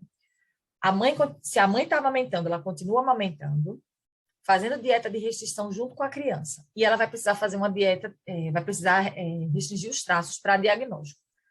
Fechou o diagnóstico com o TPO, com o teste de provocação oral, porque digamos que a criança melhorou, estabilizou, tem que reexpor. Como que ela vai reexpor? Através dos traços. Primeira coisa, não vou dar leite para a criança. Normalmente a gente vai ou traço via leite materno ou via doméstico, né? Utensílios domésticos. E aí, devagarzinho, isso vai sendo reintroduzido. Quando a criança está estável, a criança estabilizou, tá bom. Dependendo do estado geral da criança, dependendo de como esteja o estado geral da mãe também, porque ela tem que estar preparada para caso ela reexpor a criança a um traço e a criança voltar a ter um sanguinho nas fezes, ou a criança voltar a ter um pouquinho de refluxo, que ela consiga respirar fundo, redirecionar a rota e voltar de novo para a dieta sem traço. A ideia é, eu vou tatear para saber se meu filho já estabilizou, se agora já dá para eu ir colocando de pouquinho em pouquinho sem ele reagir. Porque lá atrás eu estava amamentando, por exemplo, e estava comendo de tudo. Então, assim, ele está, vamos dizer assim, recebendo essa proteína há mais tempo. Agora que está estável, a gente tirou um pouquinho aí do radar, vai voltar a ser uma história diferente. Então, a ideia é essa. Vou citar aqui sem falar o nome, mas eu tive uma mentorada que foi o caso clássico da proctocolite alérgica. Vê o que aconteceu. O filhinho dela tinha 5 meses de idade, estava sangrando sem parar, acho que desde os 2 meses de idade. E o que aconteceu? Quando ela entrou na minha mentoria, ele estava sem 8 ou 9 alérgenos na dieta, e ela estava amamentando, ele amamentava de maneira exclusiva. Então, não tinha peixe, ovo, soja, trigo, um monte de proteínas. E ele continuava sangrando. E ela, meu Deus, será que ele é alérgico a tomate, a cacau, a kiwi? E ela estava enlouquecendo. Peraí. Aí, o que foi que aconteceu? A gente foi para a estaca zero e a gente primeiro precisou que ela estabilizasse o filho. E ela conseguiu em 2 semanas, meu Deus, acho que foi em 1 semana, depois que ela entrou na mentoria, o filho dela, estabilizou. O que foi que aconteceu? Ela estava consumindo um shampoo que tinha soja na composição. Soja, proteína da soja no shampoo. Então, assim, era isso que estava fazendo o filho não reagir. Ela tirou esse shampoo, 1 semana o filho parou de sangrar. E aí, assim, foi uma festa. E ela esperou ele estabilizar, mais ou menos perto dos 6 meses. Ela começou a reintroduzir. Primeiro, o traço doméstico. Então, como ele estava bem, ele estava ganhando peso, ele estava super bem, ela estava muito mais segura, porque ela tinha tribo, a gente estava na mentoria junto, a gente se via toda semana, então ela estava muito mais preparada, porque antes ela vivia perdendo peso, desesperada, se sentindo culpada, porque o filho vivia sangrando. E aí, quando passou mais ou menos umas 4 semanas, ela começou a evoluir. Ela debateu com o médico primeiro, aliás, era uma médica, e a médica disse, não, vamos que vamos. E ela começou com os traços domésticos. Então, ela foi primeiro numa xícara, era tipo café com leite que o marido dela tomava na xícara dele lá, e ela começou a tomar, alguma coisa dela ali naquela xícara, tipo um chá, as coisinhas dela. Ela não começou a tomar leite. Ela consumiu dela numa xícara que tinha traços domésticos, que era lavado na casa dela. Ou foi o marido, ou foi uma coisa com a vizinha, que ela pegou a xícara da vizinha, alguma coisa assim. Mas assim, começou com os traços domésticos. Testou 3 dias consumindo traços domésticos, ele não voltou a reagir, e ela começou a evoluir. Então, começou com os traços domésticos, aí depois ela começou via leite materno. No leite materno, ela foi alimento por alimento. Então, ela começou com uma coisa que ela queria muito, que era o peixe. Aí foi lá e começou a consumir peixe. 3 dias ele não reagia. Ela foi, ela deixou por último o leite e a soja, que realmente eram os principais vilões para quem tem proctocolite alérgica. Então, na alergia tardia, principalmente a proctocolite alérgica, a gente pensa nos principais 4 alérgenos. Normalmente, é só o leite, é só a PLV a criança, 70% dos casos. Porém, às vezes vem também, aliás, 60% dos casos. Às vezes vem também a soja. Então, em até 40% das crianças que têm a PLV também têm alergia à soja, quando a manifestação é tardia de proctocolite alérgica, que são esses sintomas de barriguinha. Aí veria o ovo e o trigo. Então, ela deixou esses aqui por último, depois ela foi testando e sobrou só esses dois. E foi quando ela já estava evoluindo com o filho e ele conseguiu testar. Então, ele já tinha ficado curado da PLV e também da alergia à soja. Via leite materno, estava tudo liberado. Depois ela foi para os traços industriais e depois ela foi para a oferta direta do filho com acompanhamento médico. Então, ela foi crescendo direitinho. Antes do 1 ano de vida dele, ele já estava consumindo de tudo, inclusive leite de vaca. Então, assim, é muito legal que você entenda que quando a gente conhece da alergia, a gente tem mais certeza e segurança de saber como conduzir aquela situação e como crescer de maneira segura, quando a gente consegue melhorar muito a qualidade de vida da criança e da mãe e da família como um todo, liberando um simples traço doméstico. Ela poderia sair para comer com o marido, ela está muito feliz, ela dizia, Ju, estou comendo fora com meu marido, a gente está pedindo um iFood agora, né? Está tudo muito mais organizado na minha vida, assim, melhorou até meu casamento, ela dizia. Então, assim, é sobre isso, tá? Já na FPAS, qual é o rolê que é muito importante vocês saberem? Que é aquele do vômito violento. A criança não costuma reagir a traços via leite materno. Estou falando sério. A criança, no FPAS, não costuma reagir a traços via leite materno. O que quer dizer isso? Que a criança tem alergia. Se ela consome, exemplo, a banana, a criança ela vai vomitar em jato 16 vezes, que é o que acontecia com Camila. Mas eu, mãe, comendo banana, amamentando Camila, ela não tinha nada.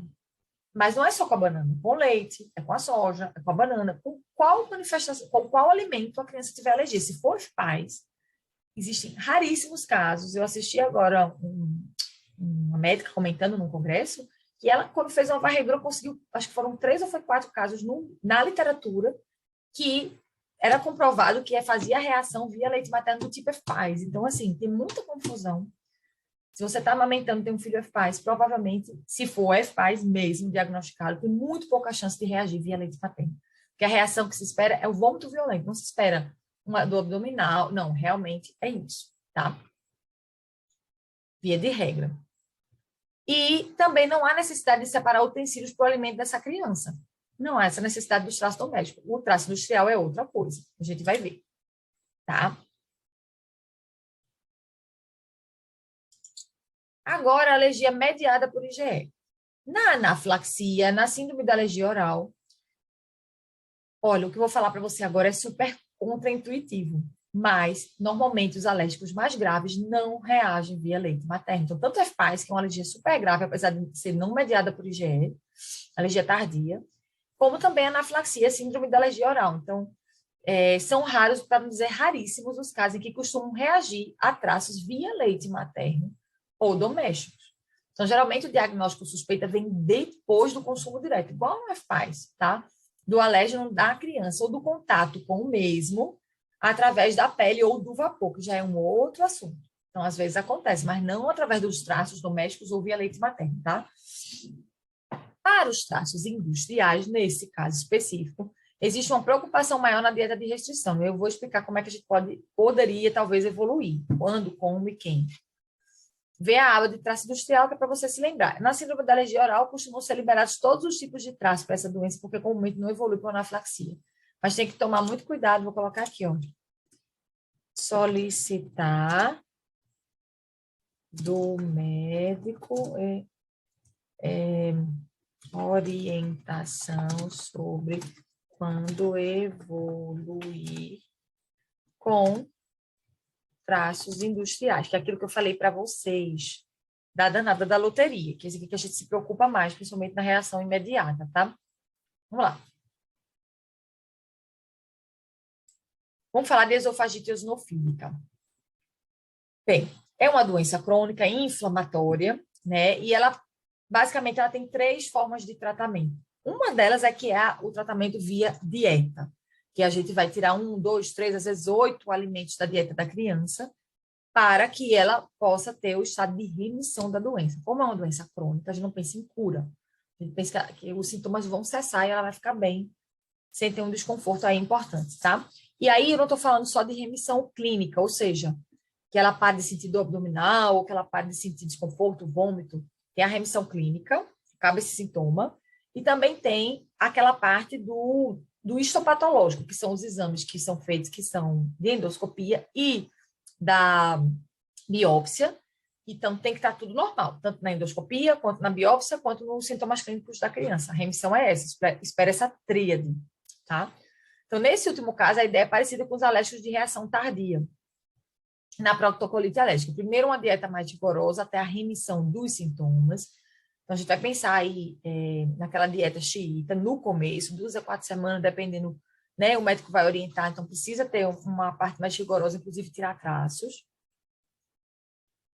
E seria sem traços, possivelmente até doméstico, dependendo do quadro clínico. Então, às vezes, a criança está muito mal, né, sentindo muita dor, então vale a pena tirar um pouquinho os traços, evitar dar comida fora e tudo. Depois que a criança entra em remissão clínica, no mínimo, é que começa-se a pensar em evoluir nesses traços, certo? Tudo mais estabilizado, que é o que eu estou falando aqui, ó, tudo mais estabilizado, introduzir traços domésticos via leite materno e posteriormente os industriais. Então, vai ter que monitorar atentamente no diário da alergia da criança. Esse vai ter que ser, assim, fundamental que seja monitorado. Possível sintoma após a introdução dos traços, debatendo sempre com o médico com expertise em alergia alimentar.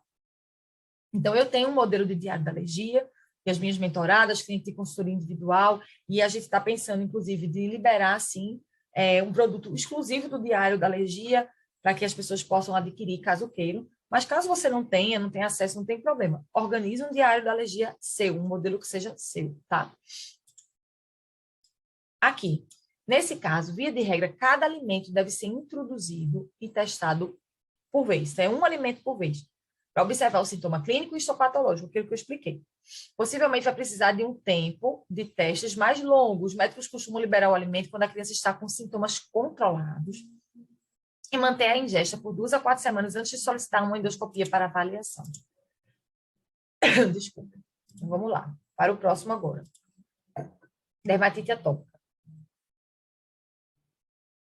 Na dermatite atópica, também é uma doença inflamatória crônica e ela é multifatorial, ou seja, o alimento pode ser até um dos gatilhos de piora para aquela doença, porém, ele não vai estar sozinho, ele não vai chegar sozinho. Então, vai ter, poeira, tecido, calor, frio, estresse, pelo, desculpe, aeroalérgenos. Enfim, vários fatores podem estar impactando para manter essa doença aí, os sintomas vivos na doença. Então, quando bem estabelecido um diagnóstico de alergia alimentar, que aí é um rolê que a gente trabalharia num outro momento, numa mentoria aprofundada ou numa consultoria premium. Então, tenho certeza que existe alergia alimentar ali, não é uma dermatite atópica só por poeira ou por pelo ou por outros assuntos. Ok. Será que é melhor eu restringir tudo? O que é que eu vou fazer? Então, primeira coisa, através dos utensílios domésticos, os traços costumam ser liberados para esse tipo de manifestação da alergia alimentar. Já via leite materno, existe um dilema. Qual é esse dilema? Quando a manifestação da dermatite atópica é leve, os médicos que têm expertise em alergia alimentar, eles vão fazer de tudo para que a mãe possa manter a dieta livre. Cuidando, como assim, Ju? Meu filho vai ficar todo pipocado aqui nos bracinhos, nas dobrinhas, enfim. Como é que ele vai conseguir, se for leve? Porque na dermatite atópica, existe um SCORAD, em que o médico vai dizer se é leve, moderada ou grave, a manifestação da doença. Quando ela é leve, a ideia eu vou tentar manter a doença em remissão, mesmo que eu saiba que o leite é um gatilho de piora da dermatite atópica. Por quê? Esse médico vai pensar, né, o que tem expertise em alergia alimentar. Porque, geralmente, os IgEs vêm positivos. Então, ela tem uma sensibilidade importante ali. E caso eu retire da dieta esse leite, exemplo, pode ser que dali a um tempo ela venha desenvolver uma anafilaxia no futuro. Então, tá entendendo? Quando a gente tem o IgE positivo, sem um sintoma importante ou sem sintomas, é um risco se eu fizer uma dieta de restrição de maneira desnecessária por um período prolongado. Passou de 8 semanas, já é considerado um período prolongado, desculpem, e perigoso de reintroduzir sem a presença do médico. Então, a ideia é, se for leve, talvez ele libere a dieta da mãe para que ela possa manter essa doença em remissão de uma outra maneira, não tirando o alimento. Ela vai tentar, através das outras coisas que a gente pode fazer com alergia na dermatite atópica, para deixar a doença em remissão. Desculpa. Os industriais, assim que estável e consumindo os outros traços, então, se ela a doença está estável, né? A criança está estável, então a mãe está amamentando, e ela toma leite materno e a mãe está com dieta livre. E também os traços domésticos estão liberados, o médico pode optar por testar os traços industriais. Lembrar de estar atenta ao diário da alergia, com outros possíveis gatilhos de piora, para não culpar que tudo foi o leite, ou tudo foi o ovo, tudo, sabe? Às vezes o ovo também impacta bastante, ou o trigo, enfim, qualquer alimento que seja. Agora eu vou mostrar aqui esse guia para você, tá? Vamos lá, né? Esse guia prático da dermatite controlada, ele foi preparado por uma amiga minha, que ela trabalha com esse tema dermatite atópica, e ela preparou isso exclusivamente para as minhas alunas e mentoradas, tá? E também clientes de consultoria individual. Então, você já baixa, que aqui está falando muito de como você pode manter essa doença em remissão. Então, tudo aquilo que a gente falou, né? Com relação de ser uma doença multifatorial e tudo mais, ó, tipos de manifestação clínica que podem ser diferentes, tá? E o que eu queria que vocês vissem aqui, ó, bem interessante, é essa parte dos gatilhos de piora da doença. Então, assim, não é só os alimentos, tá? Os alimentos são um deles que pode ter. Então, às vezes a grama, animais, estresse emocional abalado. Parece bobagem, mas não é.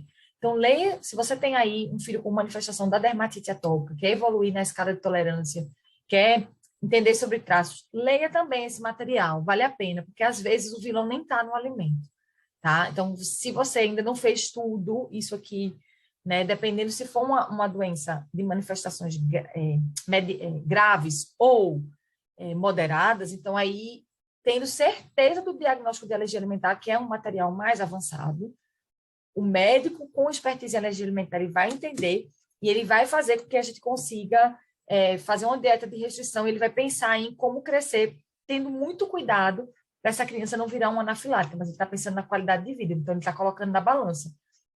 Eu estou tirando o leite da dieta dessa criança, então estou pesando a parte nutricional dela, tá? Tem um risco dela fazer anafilaxia lá na frente? Tem. Por quê?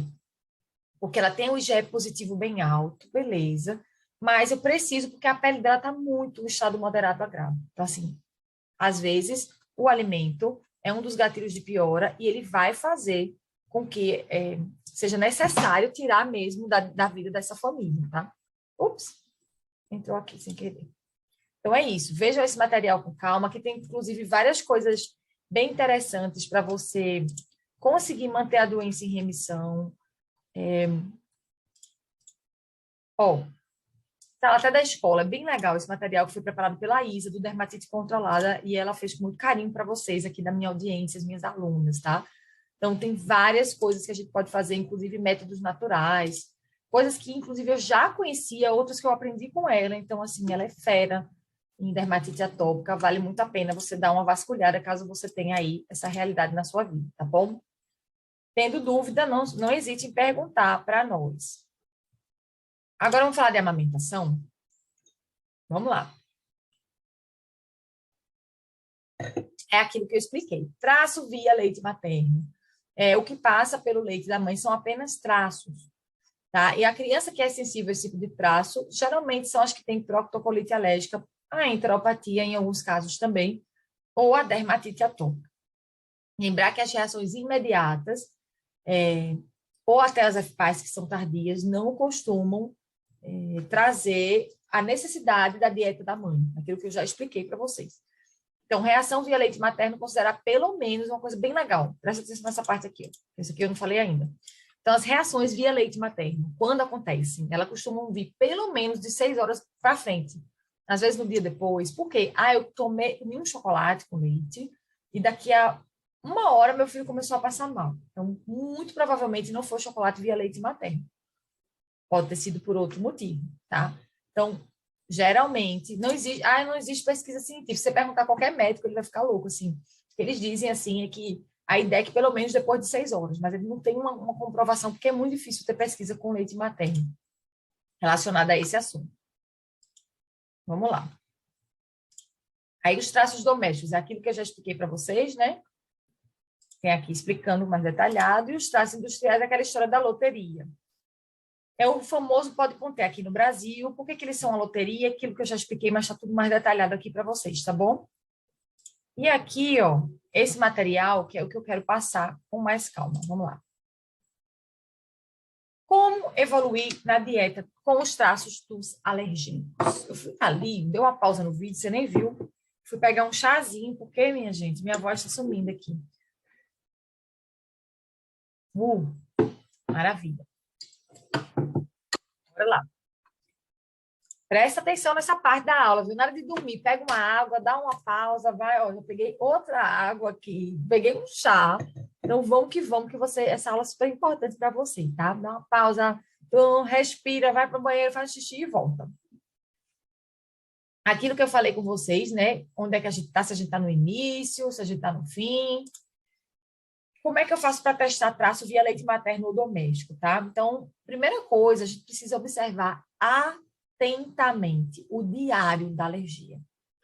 Você tem que saber, eu estava atendendo, essa semana, eu estava atendendo uma mãe, né, maravilhosa, ela é minha cliente de consultoria individual premium, e ela dizendo, Ju, que interessante, quando você me deu o seu modelo de diário da alergia, eu achava que ia vir um negócio assim, tipo uma bíblia para eu preencher 500 coisas, e eu já estava assim, toda...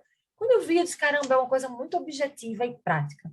Por quê? A ideia não é que você preencha tudo, porque senão você não vai ajudar o médico. Imagina você levar um diário cheio de coisa, você leva para o médico, ele vai dizer, meu Deus, não sei nem por onde começar, nem por onde terminar, porque tem tanta coisa aqui que eu não consigo me achar. Então, a ideia é você levar as informações precisas, as informações de maneira objetiva, para ajudar, porque se o médico é quem fecha o quebra-cabeça do diagnóstico, e é o médico quem sabe quando, como a gente vai fazer a evolução do tratamento, é a gente, mãe, que leva as peças do quebra-cabeça para esse profissional. A gente precisa estar com muita organização, a gente precisa estar com muita organização para levar isso para ele, tá? Aí eu trouxe um resumo do que pode ter no seu diário da alergia. Então, caso você não queira, a gente tem um produto que é o diário da alergia. Ele faz parte de alguns pacotes nossos, por exemplo, da consultoria premium, da nossa mentoria avançada, dos nossos cursos. E também eu estou com a ideia aqui de liberar para o pessoal que é minha aluna, com um valor mais especial. Mas juro, eu quero comprar, não tem problema nenhum. Vou dar aqui as informações principais, que aí você já consegue ter acesso ao que você precisa anotar no seu diário da alergia, tá? Então, primeira informação, o horário da refeição, o alimento suspeito, os sintomas. Quais são os sintomas? Meu filho reagiu. Eu escuto muita mãe dizendo, Ju, mas meu filho reagiu com soja, reagiu com tomate. Sim, mas reagiu é um nome muito abstrato. Como que foram os sintomas? Qual foi a duração desses sintomas? Os sintomas começaram depois de quanto tempo da suspeita de contato com aquele alimento, de ingesta do alimento? Os sintomas sempre surgem quando consome o alimento, ou às vezes o alimento é cru, foi assado. Quanto do alimento foi necessário para provocar essa reação? Então, tudo isso precisa estar no seu diário da alergia, tá? E aqui, vamos testar os traços industrializados? Essa é a parte que a gente fica mais, né? Meu Deus, quando é que eu posso evoluir? Chegou o momento.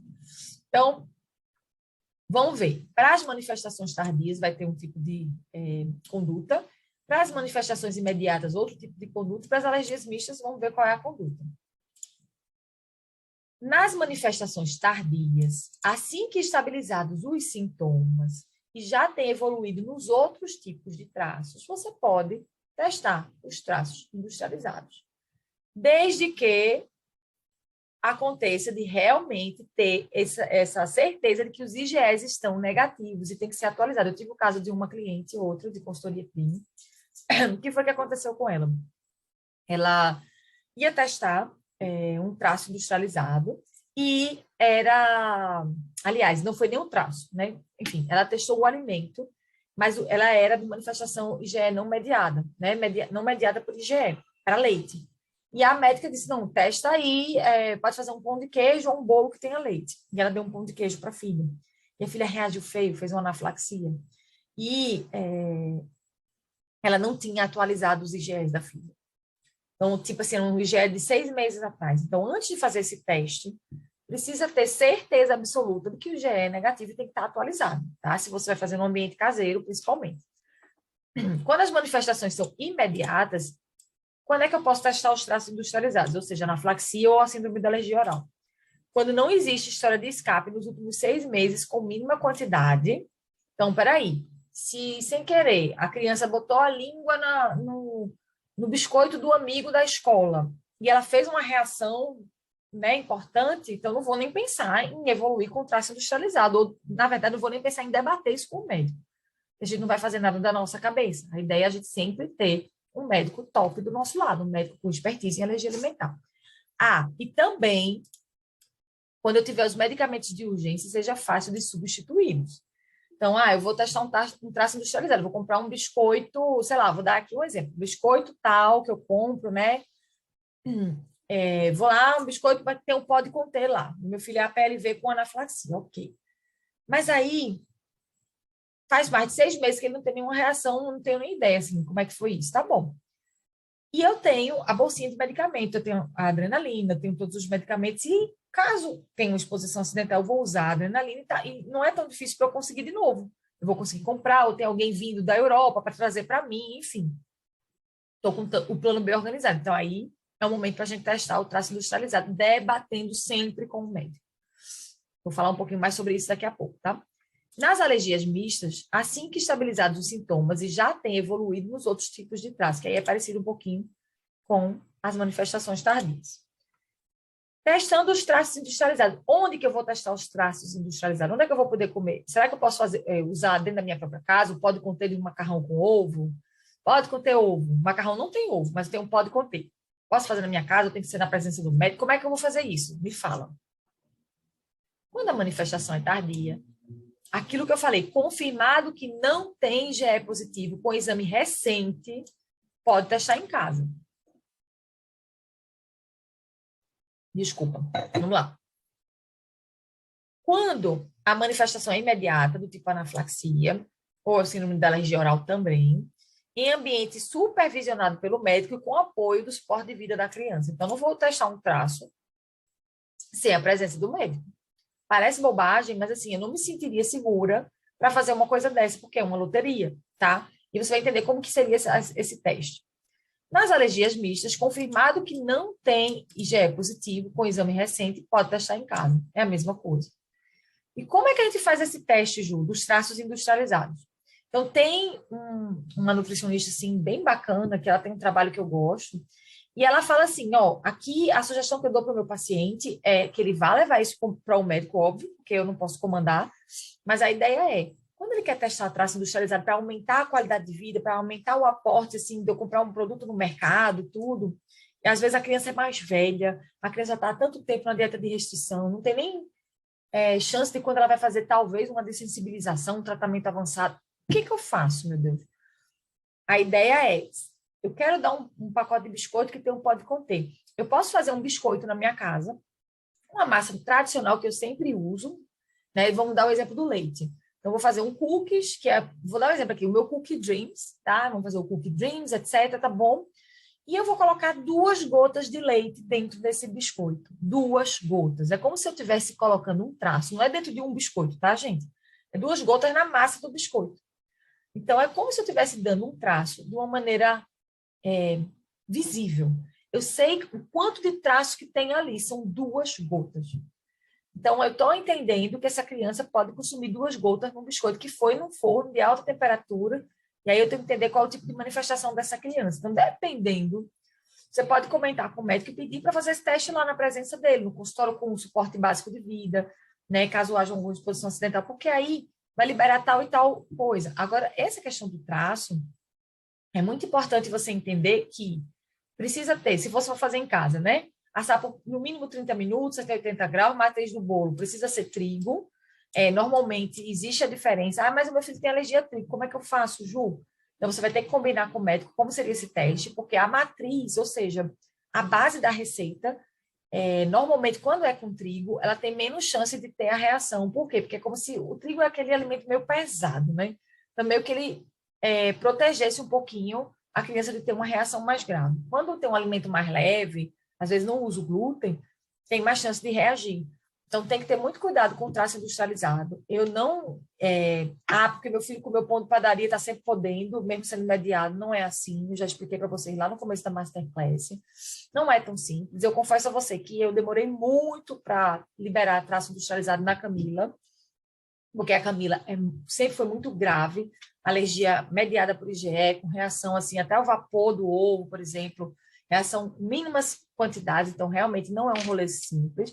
Mas quando a criança tem uma manifestação mais leve, reação tardia, ou quando a criança tem manifestação imediata, mas não faz anafilaxia, tipo a síndrome da alergia oral, é mais velha, então eu quero liberar aquela coisa específica, porque eu estou conseguindo encontrar um biscoito que ele quer muito, porque na sala dele o amigo come, e o biscoito já é vegano, só que tem um pode conter, o que é que eu posso fazer?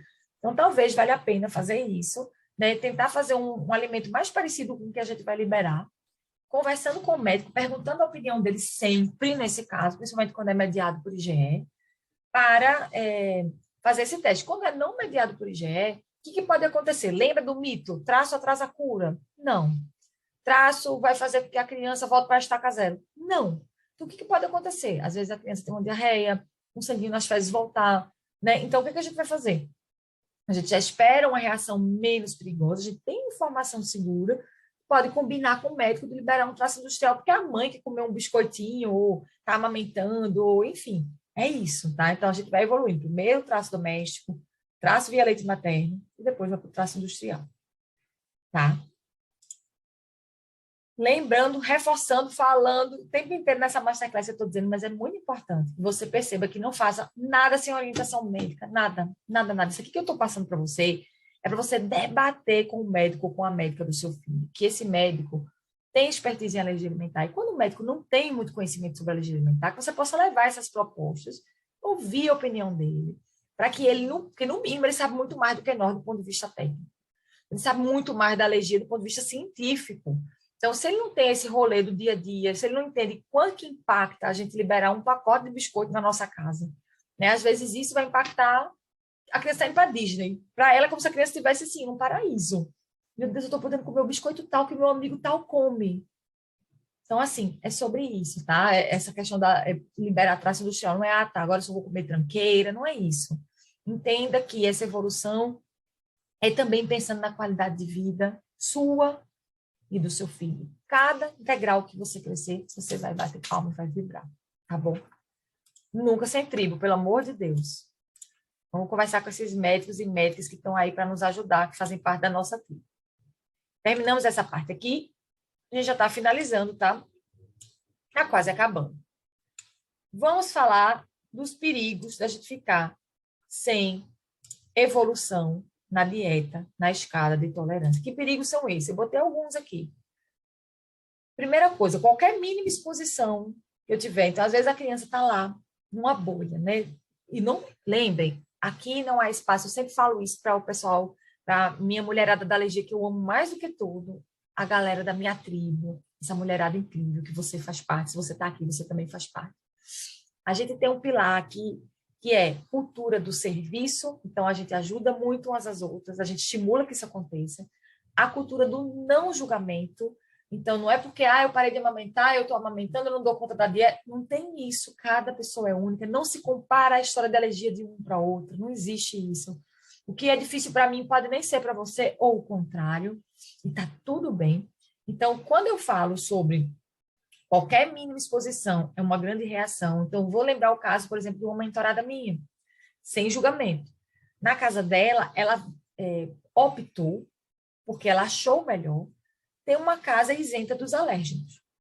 Então, ela tinha o filho, ela tem ainda um filho com APLV, e na casa dela nunca entrou nada com leite derivado, e ela preferiu, então, toda a família se adaptou, e eles preferiram não entrar na casa, e ela não consome, inclusive, nem fora de casa, os alimentos com leite. Só que qualquer mínima exposição, então assim, ele não tem contato nem com traços, sabe? Nem com traços. Traço doméstico, e não tem nenhuma necessidade do ponto de vista físico, dele fazer isso. Então, a manifestação dele, por exemplo, é imediata. Enfim, é um rolê aí que ela escolheu pelo lado emocional, que ela preferiu. Tá bom. E aí, o que aconteceu? Mínima quantidade de exposição acidental faz uma reação mais feia. Então, como se, imagina, pequenas vacininhas que a gente, quanto mais eu posso oferecer o alérgeno para essa criança, sem que tenha nenhum perigo para a vida dela. Então, ela tem um contato através dos traços da casa, dos utensílios, e ela não faz nada, não acontece nada com ela. Então, isso vai fazer com que ela tenha, de alguma maneira, o contato. O sistema imunológico percebe que aquela pequena quantidade está passando no rastreamento ali dele, por debaixo do radar da reação, o limiar, né, de reação seria aqui, então está aqui embaixo o traço, e faz com que ele vá se acostumando aos poucos com aquele alimento. Então, é diferente daquela escola tradicional, que está bastante ultrapassada, em que alguns médicos diziam que não pode ter nada, no mínimo contato vai atrasar a cura, que é tudo aquilo que a gente já falou sobre os mitos, tá? Então, é uma sensação também na mãe de estar de braço cruzado, na minha opinião. Quando a gente não pode traço, não pode isso, não pode aquilo, e não vou evoluir, não posso... Eu falei, meu Deus, eu só estou esperando os IgEs baixarem, eu só estou esperando o sangue parar de sair na fraldinha do meu filho. Então, assim, a ideia é, o que eu posso fazer agora? Talvez ele não esteja lá no último topo da escada, talvez ele não tenha... Não sei o que eu já posso fazer agora, eu posso fazer alguma coisa? Então, é descruzar os braços e agir. O impacto psicológico e emocional é muito forte. Quando a gente fica assim, parado, quando a gente... A sensação na criança, muitas vezes, quando ela vai crescendo, existem vários relatos aqui. Mamãe, eu não tenho sorte, caramba, por que essa alergia veio para mim? Ai, que raiva da alergia. Então, vem uma sensação de que a gente não está crescendo pequena coisa. Então, se ela já pode comer um pacote de biscoito industrializado que tem um tal do pode conter, para ela já é uma grande vitória, às vezes. Parece bobagem, né? Mas não é não. Então, aquela história que eu já até falei com vocês, esse case dessa minha cliente de consultoria prima, eu coloquei aqui para me lembrar, mas eu já contei o caso, que ela tinha uma cozinha separada para o filho de 6 anos. Então, depois que ela entrou na minha consultoria, o filho dela começou a consumir de tudo. Começou no traço doméstico, aí ele não amamentava mais, aí foi direto para o traço industrial, depois foi para o alimento, e evoluiu. E ele nem estava mais com alergia alimentar, para você ter noção. Ele estava aí nessa vibe de escassez. Então, é isso. A gente precisa evoluir para a gente ter segurança e viver. Tudo no nosso ritmo e com o apoio, óbvio, de um médico top, com expertise em alergia alimentar. E aí, para a gente finalizar, deixa eu só beber um pouquinho de chá. Os traços em diferentes produtos, tá? Aí, traço dos alimentos, é aquilo que você provavelmente já está careca de saber, que existe essa legislação brasileira que dá um respiro para a gente nos alimentos, né? RDC, lá de 2016. Então, em 99% dos casos, a gente vai confiar no rótulo. Vai ter um outro que vai falhar. Teve o caso, por exemplo, de uma indústria de chocolate que a gente confiou no rótulo, uma indústria que há anos que a gente consumia, toda a comunidade dos alérgicos, e veio uma exposição, veio uma informação truncada, um ruído, e estavam lá com um dos insumos do chocolate, tinha caseína, que é uma das proteínas, uma das principais proteínas do leite. E aí várias crianças reagiram, foi terrível. Mas, assim, 99% dos casos a gente vai poder confiar no que está escrito ali no rótulo, tá? Então, o que a gente precisa fazer é aprender muito sobre leitura de rótulo. Isso vai trazer segurança e leveza para a gente consumir esses alimentos alergênicos. Aliás, os alimentos alergênicos não, os alimentos, né? Pelo amor de Deus. Aí, essa história não é nunca demais, gente. Lê o rótulo 3 vezes antes de comprar. Então, antes de comprar, eu vou ler o rótulo. Ao guardar na prateleira da minha casa ou na geladeira, eu vou dar uma olhadinha no rótulo de novo. E, antes de consumir ou de ofertar para o meu filho ou para minha filha, ler o rótulo mais uma vez, tá? Aí, nos cosméticos ou produtos de higiene, tá? Eu vou deixar aqui um mapa mental para vocês, que esse aqui é bem interessante, vou dar um geral sobre isso. Tem, inclusive, um dicionário de rótulos aqui para vocês saberem como é que eu compro. Existe essa questão de traços nos cosméticos, eu tenho que ficar ligando para o saco, então tá bem completo.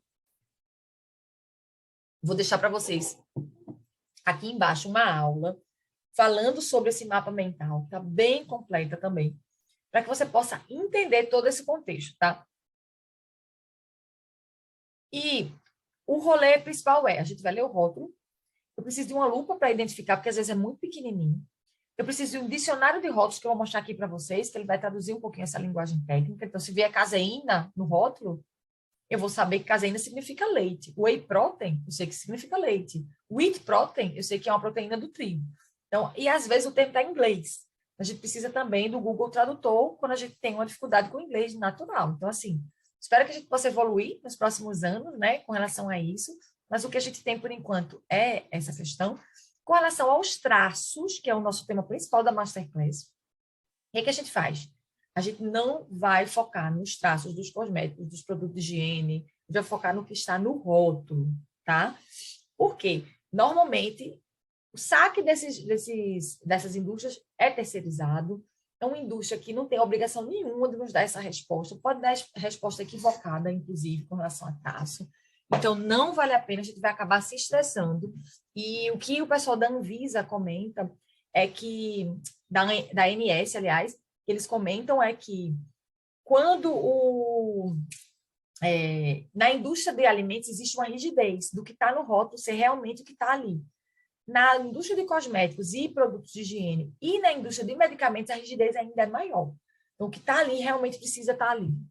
Tem uma organização muito clara, tá? Então, basicamente, o que a gente tem é isso. Esse mapa mental que vocês têm aqui, ó, que vocês vão receber, aliás, estão recebendo, tem uma aula sobre esse mapa mental, que eu vou deixar aqui para vocês assistirem, tá?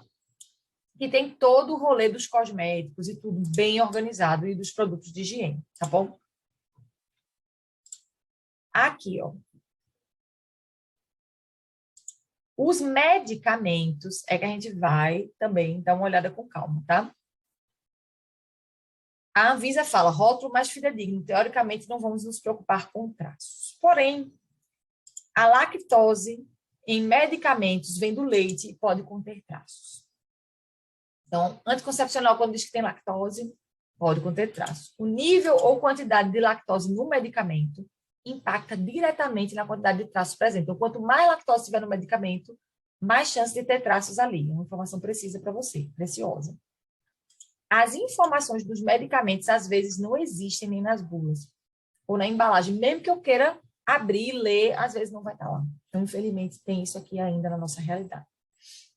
Então, um exemplo disso é a tríplice viral, com a vacina desse laboratório específico, que é o Serum Índia, e descobriu-se testando. As pessoas passaram mal, aí descobriu-se que tinha ali uma quantidade maior de proteína do leite na vacina. Então, não existe, isso aqui é um mito, lactose sintética, isso é lenda. Tá? Então, a lactose sintética não foi feita com a proteína do leite de vaca. Não, não tem isso não, tá? Então, é exatamente essa informação aqui, ó. Nível de quantidade de lactose no medicamento vai impactar diretamente na quantidade de traços presentes, certo? Então, aí tem a questão do suplemento. É medicamento, é suplemento. Então, uma legislação que obriga essa rotulagem para os suplementos, pelo menos isso, né? Vitamina D, tudo aquele, os complexos vitamínicos. Então, até certa quantidade é suplemento e não medicamento, tá? Aí vai ter a legislação que obriga a rotulagem, então facilita para o nosso lado. A vacina, o que a gente vai fazer com vacina? Traço com vacina. Vai seguir a orientação da ASBAI, atualizada sempre. Então, muita gente me perguntou, a vacina tal, como é que eu faço? A vacina XYZ que tinha traço. Meu filho é muito sensível. Então, assim, vamos seguir sempre a orientação da ASBAI. Vou dar um exemplo aqui da vacina da gripe. Então, lá atrás, a orientação da ASBAI era não dar vacina da gripe para os alérgicos ao ovo, porque tinha a quantidade de traço era significativa e tinha medo de vacinar. Hoje não existe isso. Para a vacina da febre amarela, para o pessoal que tem alergia ao ovo, então não é indicado dar essa vacina, a não ser que seja feita como é que chama? Fracionada, desculpa. Então, se fracionam as doses, não dá uma vacina inteira, fraciona-se as doses num ambiente controlado, geralmente num hospital, com supervisão médica, com suporte de vida ali, tá? Então, tem todo esse rolê. Então, seguir sempre a orientação da ASBAI, que vai estar atualizada com relação à vacina, na época que você estiver assistindo aqui esse vídeo. Então, o saque nos medicamentos é muito terceirizado, igual ao dos cosméticos, então são ainda piores as informações, então muita coisa truncada, não sabe nada sobre alergia alimentar, e a empresa, a sensação é que eles se sentem desobrigados a informar aquilo, então não tem como rastrear, senhora, vem todo esse rolê. Então, respira fundo que está na bula. Então, nenhum médico, gente, se nenhum médico sabe o que vai na bula, então como é que a gente vai saber? Ficar ligando para esse saque não sabem de nada. Então, assim, é meio complicado. Porém, os traços, teoricamente, são mais fidedignos. Então, o que está na bula é mais fidedigno do que nas outras indústrias, apesar de, às vezes, a gente encontrar isso aqui, né? Então, é o que temos por enquanto com relação a medicamentos e traços. Para finalizarmos, a gente tem essa história aqui dos bônus. Aqui eu trouxe para vocês essa apostilazinha bem legal, por exemplo, dos snacks permitidos para alérgicos. Então, tem algumas coisinhas legais aqui para vocês, alérgico a leite, glúten, que eu trouxe, que já está organizado e tudo, né, bem legal. Canal de saque atualizado é uma lista de Excel que vocês vão acessar. É assim, tá? E ela é atualizada mensalmente pela minha equipe, assim, é bem legal mesmo. E o dicionário de rótulos, que eu acho que é uma coisa que a gente vai usar mais para os cosméticos, produtos de higiene, medicamentos, do que propriamente para os alimentos. Mas vamos dar uma olhadinha aqui para vocês verem. Opa! Então, aqui. Por exemplo, alimentos, ingredientes que podem conter leite. Aí tem uns nomezinhos, ó, técnicos. E aqui tem produtos que podem conter leite em sua composição. Ingredientes que não possuem as proteínas do leite podem ser consumidos. Por exemplo, ácido lático, que é um nome que poderia remeter à nossa cabeça a leite. Tem ácido lático num shampoo, não tem problema, tá? Então, aqui está bem detalhado. Também é um bônus para vocês. E qualquer outro bônus que apareça aqui, dentro desse produto do Masterclass, vai estar nessa aba aqui para vocês, tá bom?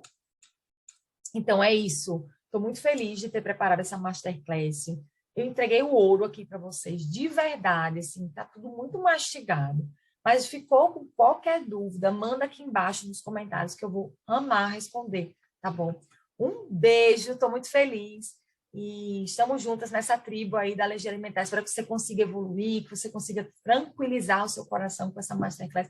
E seja só um pontapé inicial para você dar seguimento aí na sua vida com alergia de maneira mais leve, tá bom? Conta comigo para o que você precisar. E é isso. Um beijo para você.